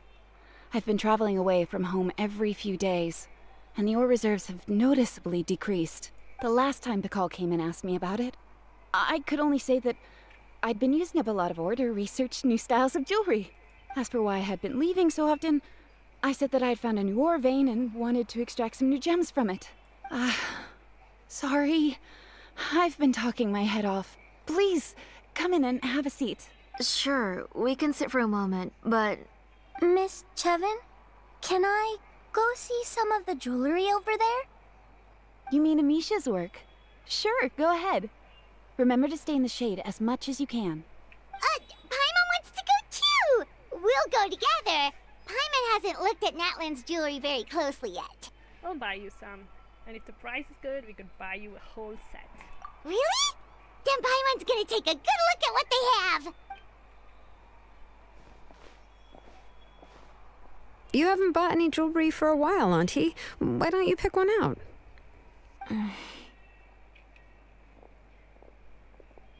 Let's keep talking with Nechka. Come on, Nechka! We don't know anything about Natlan's jewelry, so you can help us pick something out! Miss Traveler, Come here, Nechka. What the... Huh? Sorry, Chevin and Shilonen, but it's already getting late. We should be heading back now. It'll be Nechka's birthday in a few days, and there's still a lot for us to do before then. No problem. I'll be sure to bring her some beautiful jewelry to celebrate. Mom, This quest is so... suspenseful. Suspenseful? Bro, what? It's that gaze. You're getting hot again. Here, Mom will carry you. Let's get going. I think she's just scared of you. It's no fear. You're scaring her. You forget to take care of yourself once you start playing. Let's go back and we'll have a talk. I didn't. Nechka, I never taught you to lie. Sorry, Mom. Nechka's looking at us. Paimon feels like something's not right. What should we do? Stay quiet. Let's see what Zlunen says. No, Nechka was having so much fun today that she forgot the time. It's not a big deal. Let me help carry her home. I'm worried you would also have to recover if you carried her the whole way. No, it's fine. I'll carry her. Let's go, Nechka. It's time to go home.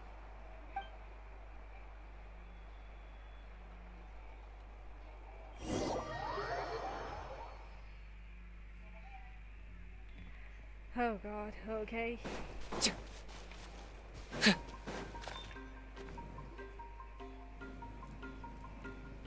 Her mom's real scary.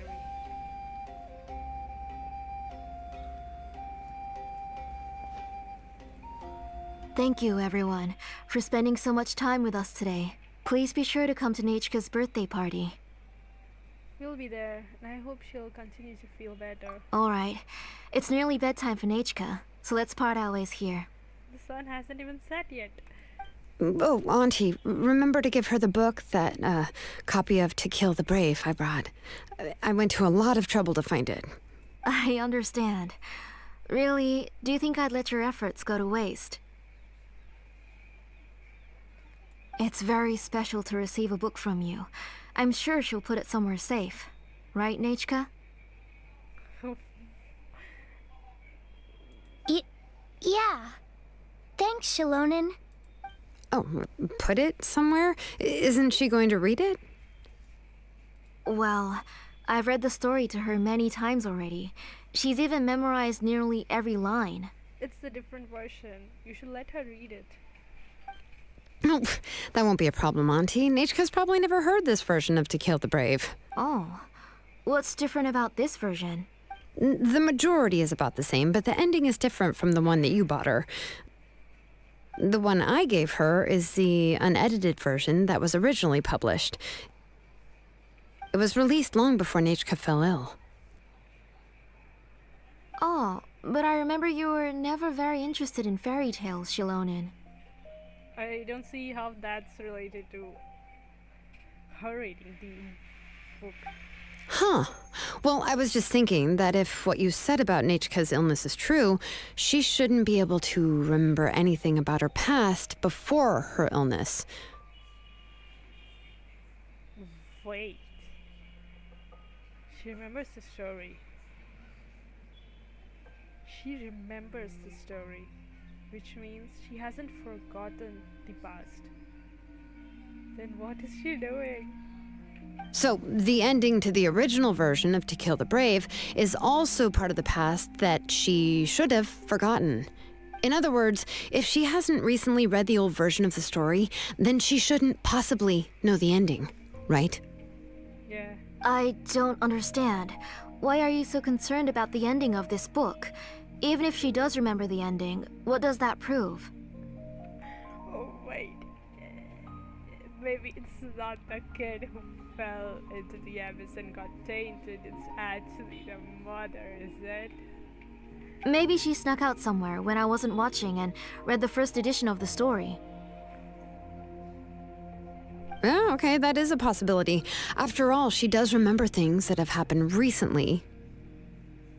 Well, I don't know. In which case, yeah, let's go ask around the tribe and see if anyone remembers Nechka reading the book. There are only a few shops in the tribe to sell books, or we can just ask Nechka where she'd read it. The booksellers all have inscriptions, so there's a chance that their memories... So, you admit that the inscriptions can affect the tribe's current memories? I was very clear that I would consider that a crime and would stop all work on it. There must be a few more books at home. I do not wish to see your blood be reduced to ash, but I have seen the light of your heart and spirit. I beg your pardon? Nechka, where did you read that book? Answer me. Go home, Nechka. Are you disobeying me? You're the one who wrote me the letter, Nechka. You're the one who wanted the book. Only you can speak for yourself. We're listening, Nechka. Right here, right now. Blink twice if you need help. We'll save you, Nichka. Remember my name, brother. As long as you remember me, I will never have left. Silence. It was the original book's line. That's the line from the old ending. Nichka remembers it. I know everything. Shalonen, help me, please. Okay. Something's blocking the door. Get back! Okay, the iconic move. Shalonen, wait for us. They had. It does a CD as well. The tunnel is blocked. We can't go in. There might also be traps. What? The house is suddenly a domain? No, wait. she dug a tunnel beneath the bed. Whoa. What are all those things on Nichka's walls? Wait, aren't those the inscriptions? That looks scary. It seems Auntie put all the extra inscriptions she made here. Where did they go? If she's trying to finish that ancient name, there's only one place she could go. Come on, follow me.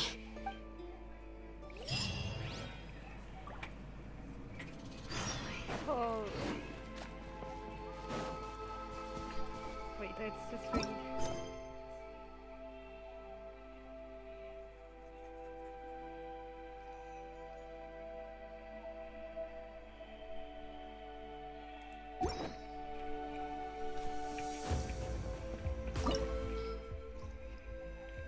We need Geo. Geo, bye lady.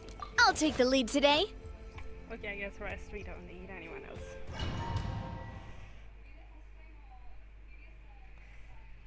Dang it. Okay, this quest is really What good. I is this place? expected to go this way. Auntie's workshop. It was supposedly closed after she stepped down from her position in the tribe. But it appears that we've all been deceived. Wait, what's this? She has an entire factory? Why are there people up ahead? If you're up to shady business, you have to hire shady people to help you. Let's go, don't hesitate! Alright, let's finish this fast.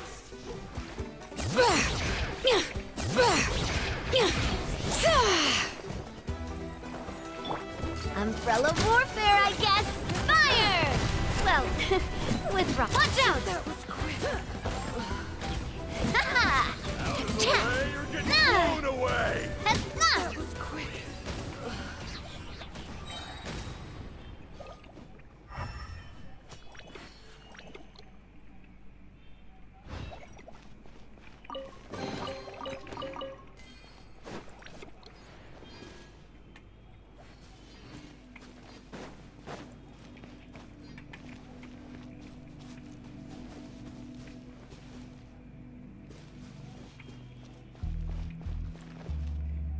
Her workshop is sure very fancy and big.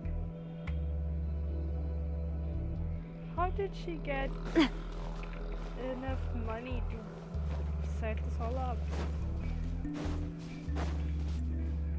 All right.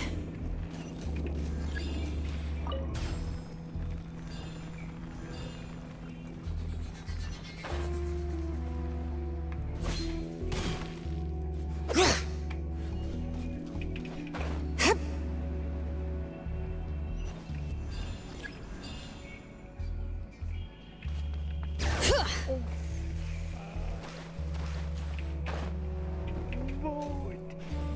Come on, climb it. Did I am missing something? Okay. Oh, ready, go, lay down.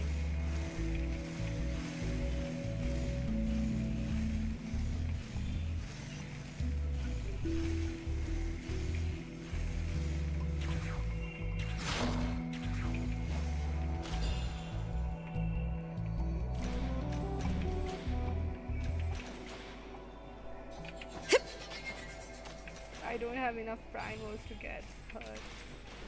Well, anyways.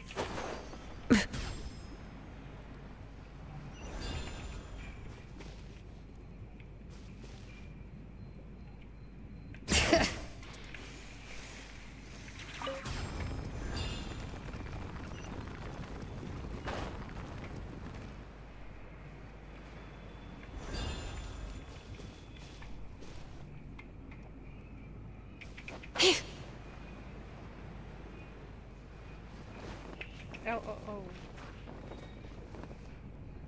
Bring it!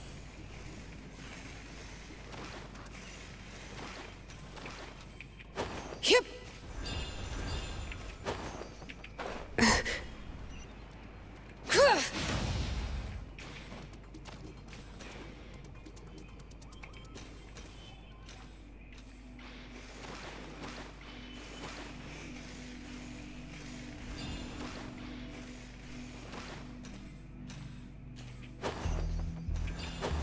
Dang. Come on, show me your courage.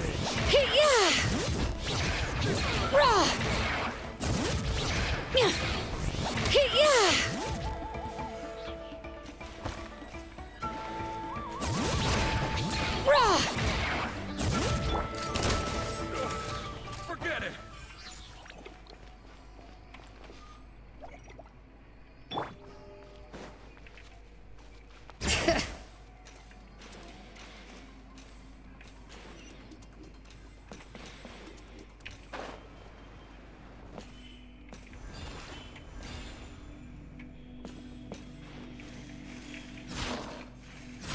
Oh.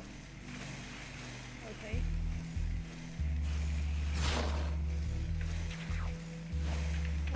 Oopsie.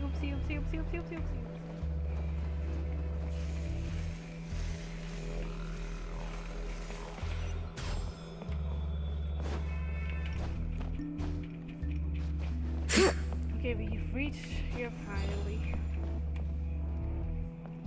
Bring it!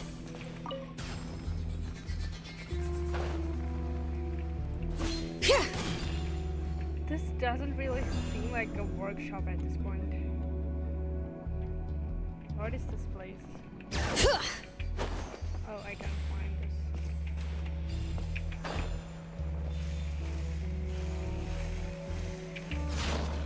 Oh.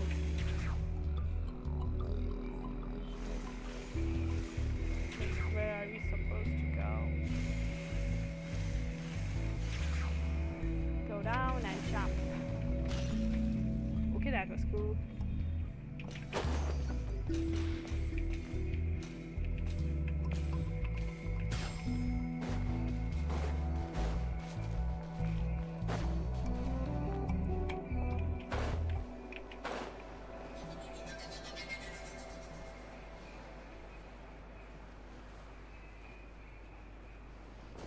Guess we reached the main place. Alright, let's finish this fast. I'm going in! Tidal wave. Shouldn't let your guard down. Attack! That's the way.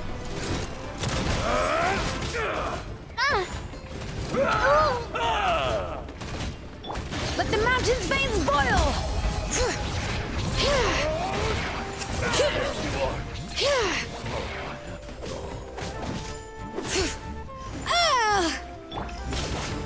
Strike light storm! Teamwork is dreamwork! Coming at ya! The door's closed here too. Where should we go now? The transport system seems to still be functioning. Let's go look for the controls and get this cart running again. Maybe it can take us further inside.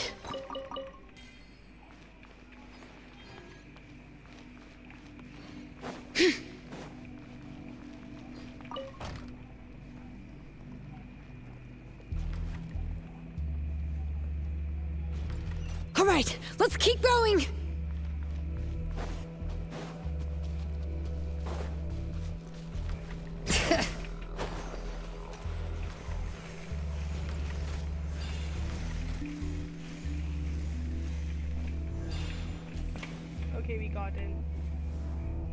the door. Okay.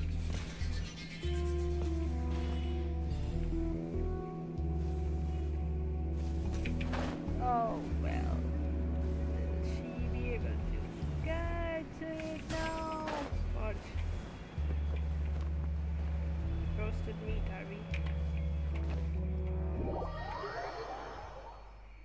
Oh, it got us up again.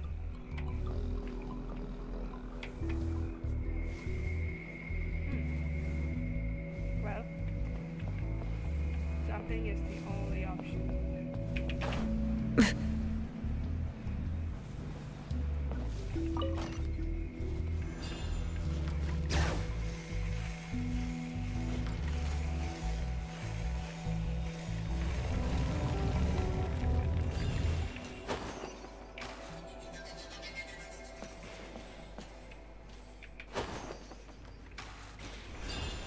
Look at her movement is so cool.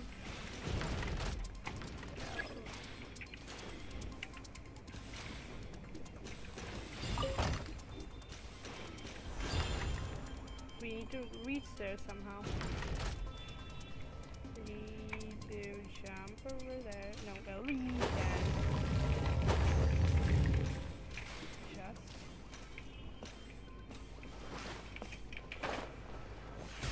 Oh.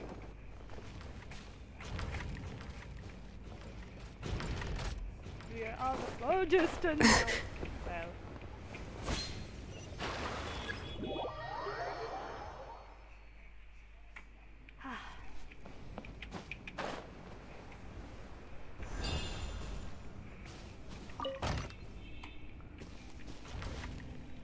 We'll wait for it to appear again. Come on.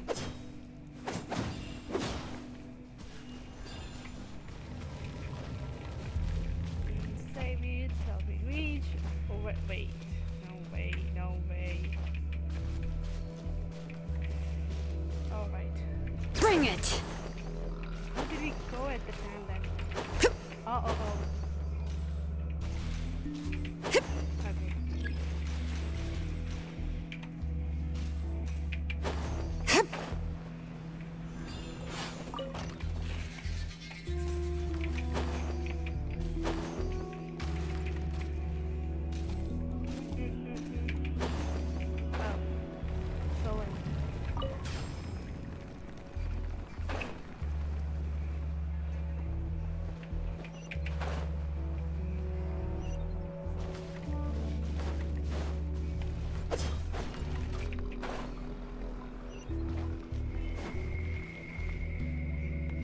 Wait, is that a big dragon? Reminds me of Captain for some reason. Alright, let's go.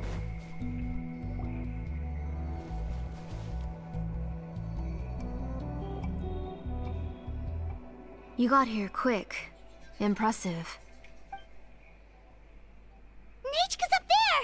What are you planning to do to her? Sacrifice her? I never lied to you.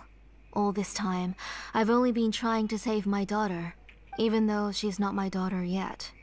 But once everything is over, she will really become my Nechka. What is she saying? Is she not Nechka? Infusing memories, forgetting the past. So you figured it out. I want to use memories to awaken my Nechka. She has stayed in the Night Kingdom for far too long. She's afraid of the dark and cold. I'm the one who made her stay there alone, so I must bring her back. Don't worry, Nechka. Mom hasn't forgotten anything. She has always remembered your name. Night Kingdom? So is Nechka already dead? I'm afraid so. Then, who's that girl lying up there? Someone else in her body. She's a child from my tribe. Her parents were killed in the same abyss attack. But wouldn't you know it, her birthday is the same as that of my Nechka. She kidnapped someone else, kid? I raised her and took care of her for many years. I thought that taking her in would help me feel better. What's wrong with you? I was so happy the first time she was willing to call me Mom. But then, I suddenly felt very, very scared. You could have just not adopted her if you couldn't handle it. Is she really my child? My child's name is Nechka. It could only be Nechka. Okay, that's creepy. How could I be happy? My little Nechka is still waiting for me to get her home. No fucking way. As I said, I only want to bring Nechka back, even if it costs me everything. And now, the time has come for me to pay. This is one crazy woman. As for my useless ancient name, it's finally time to put it to good use. If you're not willing to help me, then you can become the fuel for Nechka's ancient name.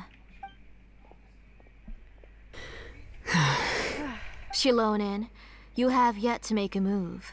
I take it you're examining the inscriptions around you. It's no use. I've already set up the blaze gem inscriptions, and the engraving diagram has already begun to run. It's all thanks to your ideas. Now, the central inscription will finally become Nechka's ancient name. After Nechka returns, I'll make sure to invite you to her birthday party.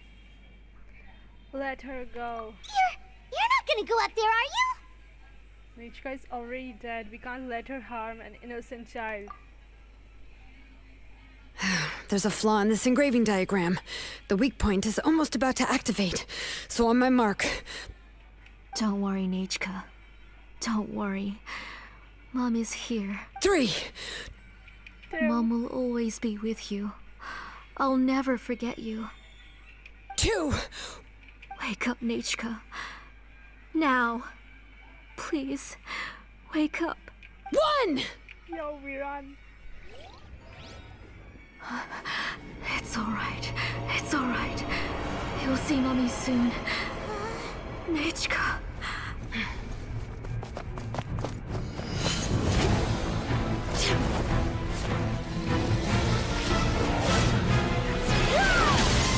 Holy. That was one badass kick. Keep back! Those are distorted thoughts. In the mists are the thoughts' twisted cries. If you become tainted by them, they will control you, and you'll never be free again. Where are you? I don't want medicine. It hurts. It hurts. Why am I alone? Nechka, why? No more medicine. Will you stay with me forever? Please never leave me again.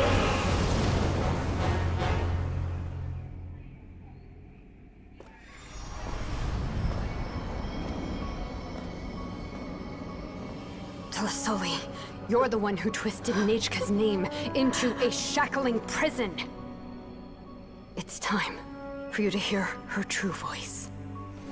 Stone engraved and echoing peaks converge, disperse, in ashes be reborn, for flames born anew, and the blazing dawn. Mommy will be with you. Nechka. Always. And forever. Mommy, I've always been with you. And now you're finally listening to me.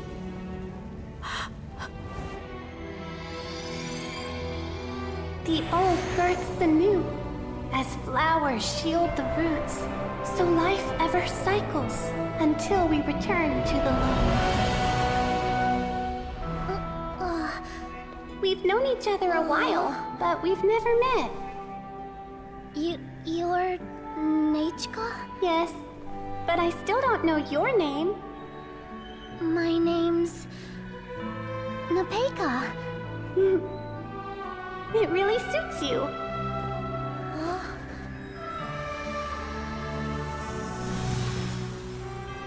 Napeka. I bless you from the past and wish that every day of your future will be filled with peace and happiness.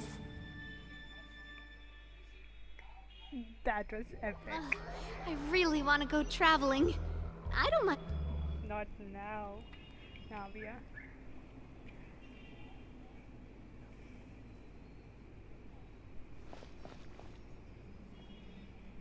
I saw Nechka and was speaking with her, but now, where did she go? Nechka? Nechka? Where are you? Answer, Mummy. Please. Please. Shilonin, you saw her too, didn't you? You saw my little Nechka. I felt her hands and hugged her. I was right. I was right. Those gray shadows were just a minor mistake. I just need to restart the ritual again. Alright, I'll start it again and Nechka will... Have you still not come to your senses, Auntie? What senses? I was not wrong. Nothing about what happened was wrong. She's just a little upset and was trying to ignore me. That child sure knows how to throw a tantrum. But I understand. I can accept that. Enough, Tlasoli!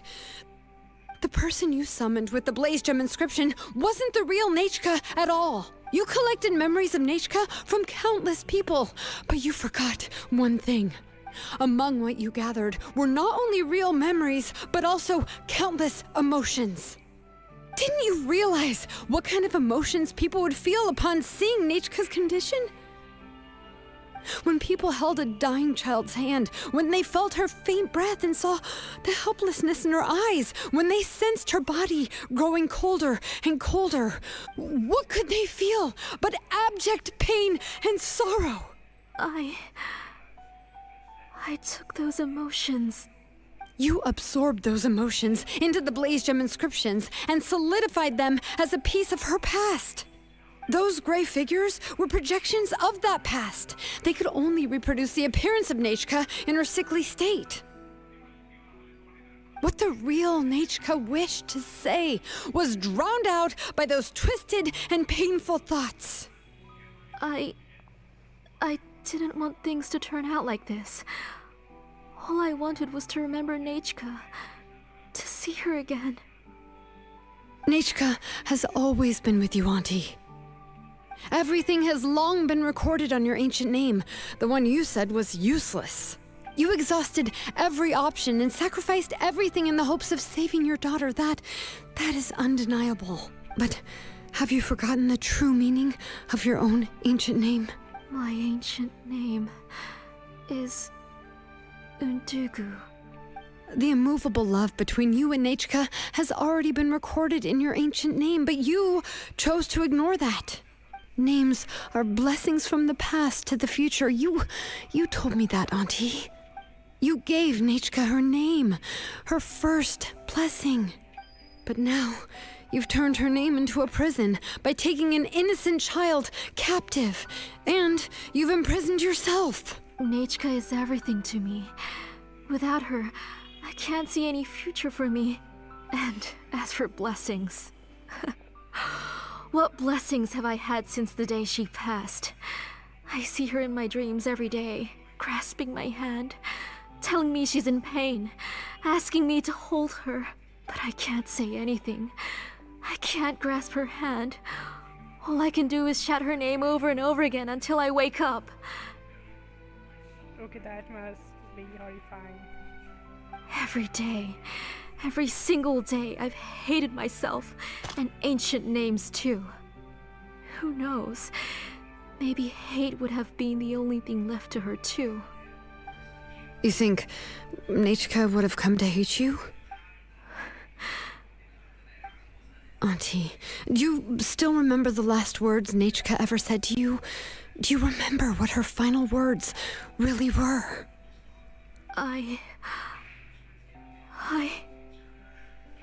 The reason you haven't felt blessed is because you've forgotten the true past. Auntie, you've been wallowing in memories of your imagination and refused to let go of them. A name without a past is nothing but a withered tree with no roots, rotting without a future. It's over, Auntie. It's all over now. Slowly now. Why don't you stay lying down? Oh, on second thought, this might not be the best place to rest. Yeah. Shilonen, Nichka, Napecha can already stand now, so we made our way over. I can carry you. Let me help you. Thank you, Paimon and Miss Traveler. I'm fine, really. The real Nichka helped me just now, so it doesn't hurt much anymore. That's good. If you became Nichka, then this story would really become the To Kill the Brave. This isn't the place to chat. Come on, let's get out of here. But what about Tlasoli? I think she needs some time for herself. Oh, don't worry. She won't be able to cause any more trouble now.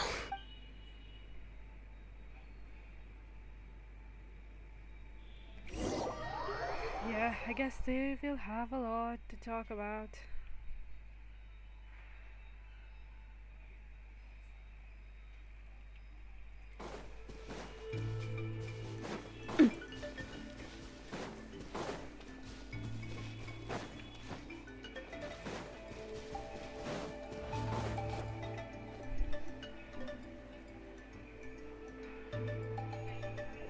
All right, I've locked Auntie in the house with a few ropes. I'll take her to the tribe shortly to be punished for what she did. As for now, we can get away from the house and get some sun. Yeah. After dealing with all of that, I'm completely out of energy. She's already planned out everything. Shilonen sure doesn't waste time. It's still so scary to imagine. Tlasoli wanted to turn her adopted child into Nichka, and she even nearly succeeded. Good thing we found out in time, so then I knew what to do right away. Yeah, she was so cool in the final moments. She went right into action and took control of the situation instantly. Well, it's all thanks to Nepeka's resilience. She never gave up. If it weren't for her bravely trying to get help, then I wouldn't have noticed Auntie's plan so easily. You're so brave, Nipika. It was thanks to all of you encouraging me. After all, this was already the last idea I could think of. I tried to get the attention of many others who visited before, but they were all either quickly whisked away by Tlasoli or simply refused to believe me. Even if I told them everything, Tlasoli would just blame my illness to cover it up. All she had to do was start to cry, and then the guest would try to comfort her, but completely forget about me. She would inspect all the letters I sent and any gifts I received. And then, if I didn't comply, she would force me to drink some strange medicine. It would put me to sleep for a few days, and it would be hard for me to remember anything. I would see a lot of weird things while I slept, and the walls around me would start talking. Oh, she went through a lot. Like, hell lot. I would be so scared every day. If I wasn't able to get your help this time, I might have just given up. You need a hug, Nipika. That's all in the past now. You have us now, Nepeka. If anyone dares to hurt you again, the Traveler and Shilonen will send them flying! Yeah.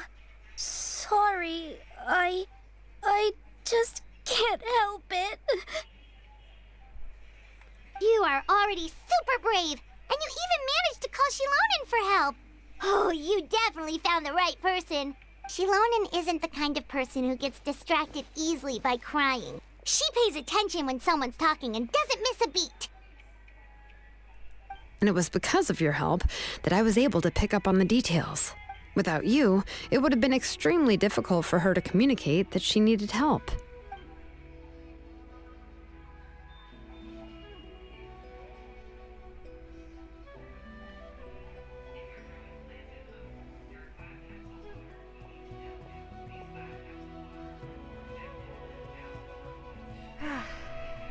Tlasoli would certainly be more on guard if I tried to speak with her, and would probably have just kept Nepeka locked up in her room again. So we had a part to play too! But where did Tlasoli even get the confidence to try this scheme? When Nechka was alive, surely many tribe members would have tried to help her. Was she not scared that someone would realize that Nepeka wasn't Nechka? She must have been using the Blaze Gem inscriptions for a very long time. That's certainly a possibility. The inscription she created would not only collect information related to Nechka's past, but also actively erase people's memories of Nechka. Yeah, that would explain why people were forgetting about the Nechka's past. It's similar to graffiti. If you want to paint something new on a wall that has been painted before, then first you must remove the old painting. It's possible that I was also one of her targets, which would explain why she was so willing to let me have the central inscription.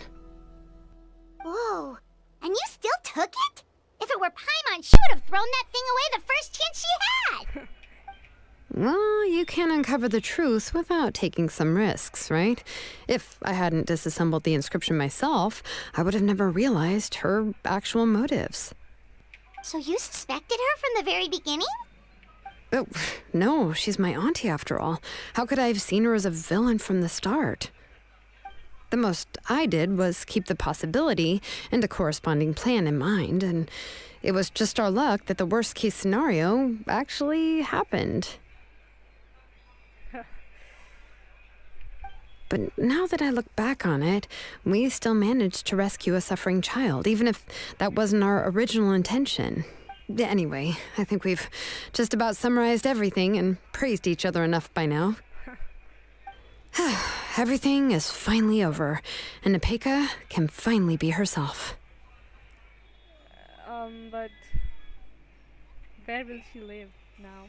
So, what should I do now, Shalonin? You should do whatever you like, of course. No one's going to lock you up anymore. But I don't know what I can do. She's just a kid. Everything I know is about Nechka. What she'd like to eat, which flowers she enjoyed, how she acted and spoke. I'm not her, but I can only be like her. I don't know, Shalonin. I just don't know. Oh, don't worry, Nepeka. The Blaze Gem inscription isn't working anymore. No one will force you to be somebody else again. But I no longer remember anything about myself now besides my name. What if I never remember my life and lose all of my past? Well, I'm scared, Shalonin. What should I do? Oh, don't cry, Nepeka.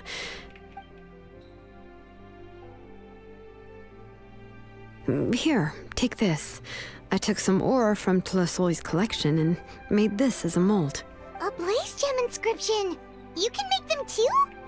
Oh, of course not. It's just a pretty piece of stone. Take it. I've engraved your name, Nepeka, on the top. This is your first blessing, the one you received from a pair of people who loved you with all their hearts. It has always protected you and stood over you. For all of past, present, and future, it's never strayed far. But I don't even remember the names of my parents. I don't remember anything. that's too sad.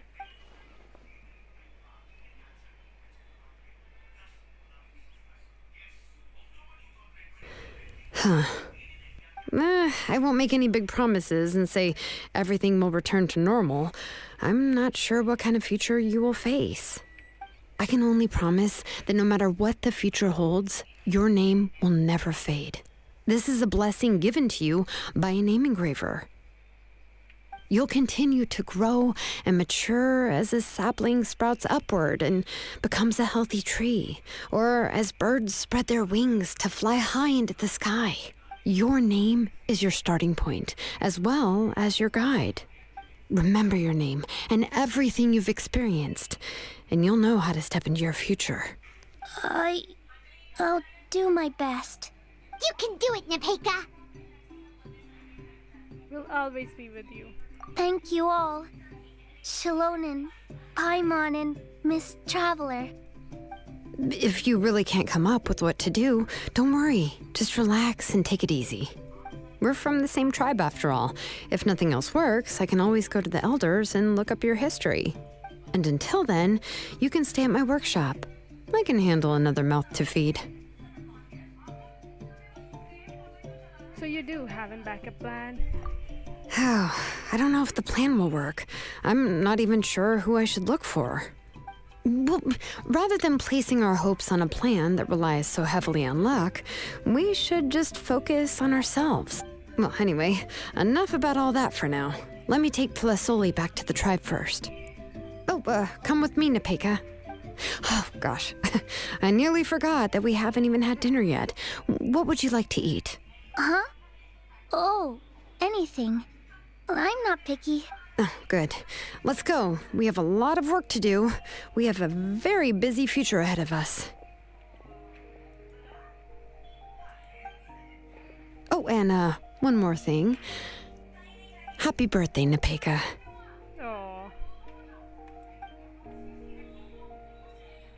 Happy birthday, Napeka.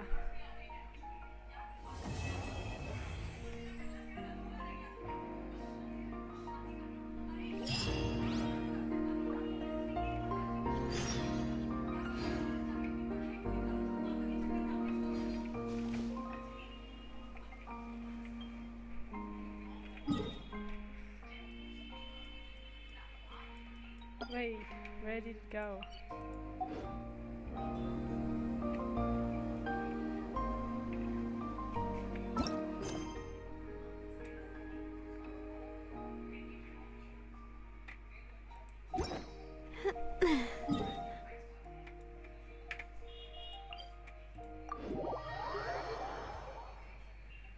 Oh wait, it's said the next day.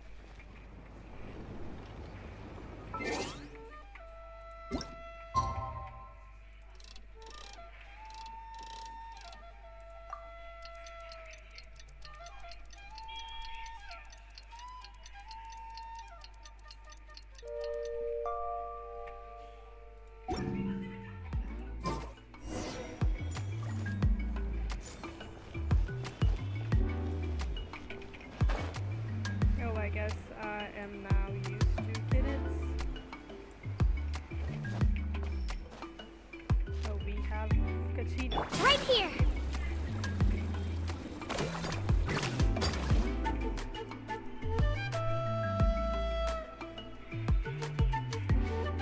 Oh, you're here. Everything's been taken care of now. I was just about to go have a rest. So what about Slowly? Will she be punished? Well, the tribe is still discussing that. I mean, not many have ever used ancient names to commit a crime. Pakal will have a lot on his plate.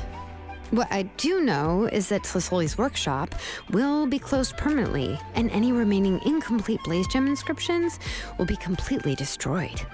And as for the completed Blaze Gem inscriptions, I'll be handling them, which, whew, yeah, yet another hassle to deal with. Anyway, at least her ancient name is fine. Otherwise, we'd have a real mess on our hands. Oh, and speaking of ancient names, I actually have some good news. The memories that were absorbed by the Blaze Gem inscriptions can be restored to their owners. That's good to hear. Now, once all the Blaze Gem inscriptions stop working, the memories will return to their respective owners. So everyone's memories of Nichika will come back. Yeah, that's right. Huh. Wait, now that I think about it, in her attempt to get Nichika to come back, Auntie made the entire tribe forget about her. Now, Nichika really is gone, but everyone is about to remember her. Phew, what a bizarre turn of events. How is Napecha doing? She's resting in my workshop. I contacted others from the tribe and told them about my plan to conduct an official investigation into her history. The tribe hasn't responded yet, so I'm planning to take her in for now and teach her some crafting skills. That's nice of you, Sulonen. But that's for another time. For now, she should just rest and sleep. After all, she's got a busy future ahead of her.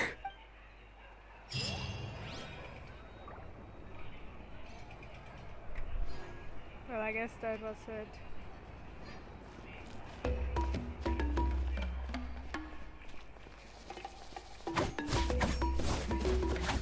Alright guys, that was it for the Tribal Chronicles.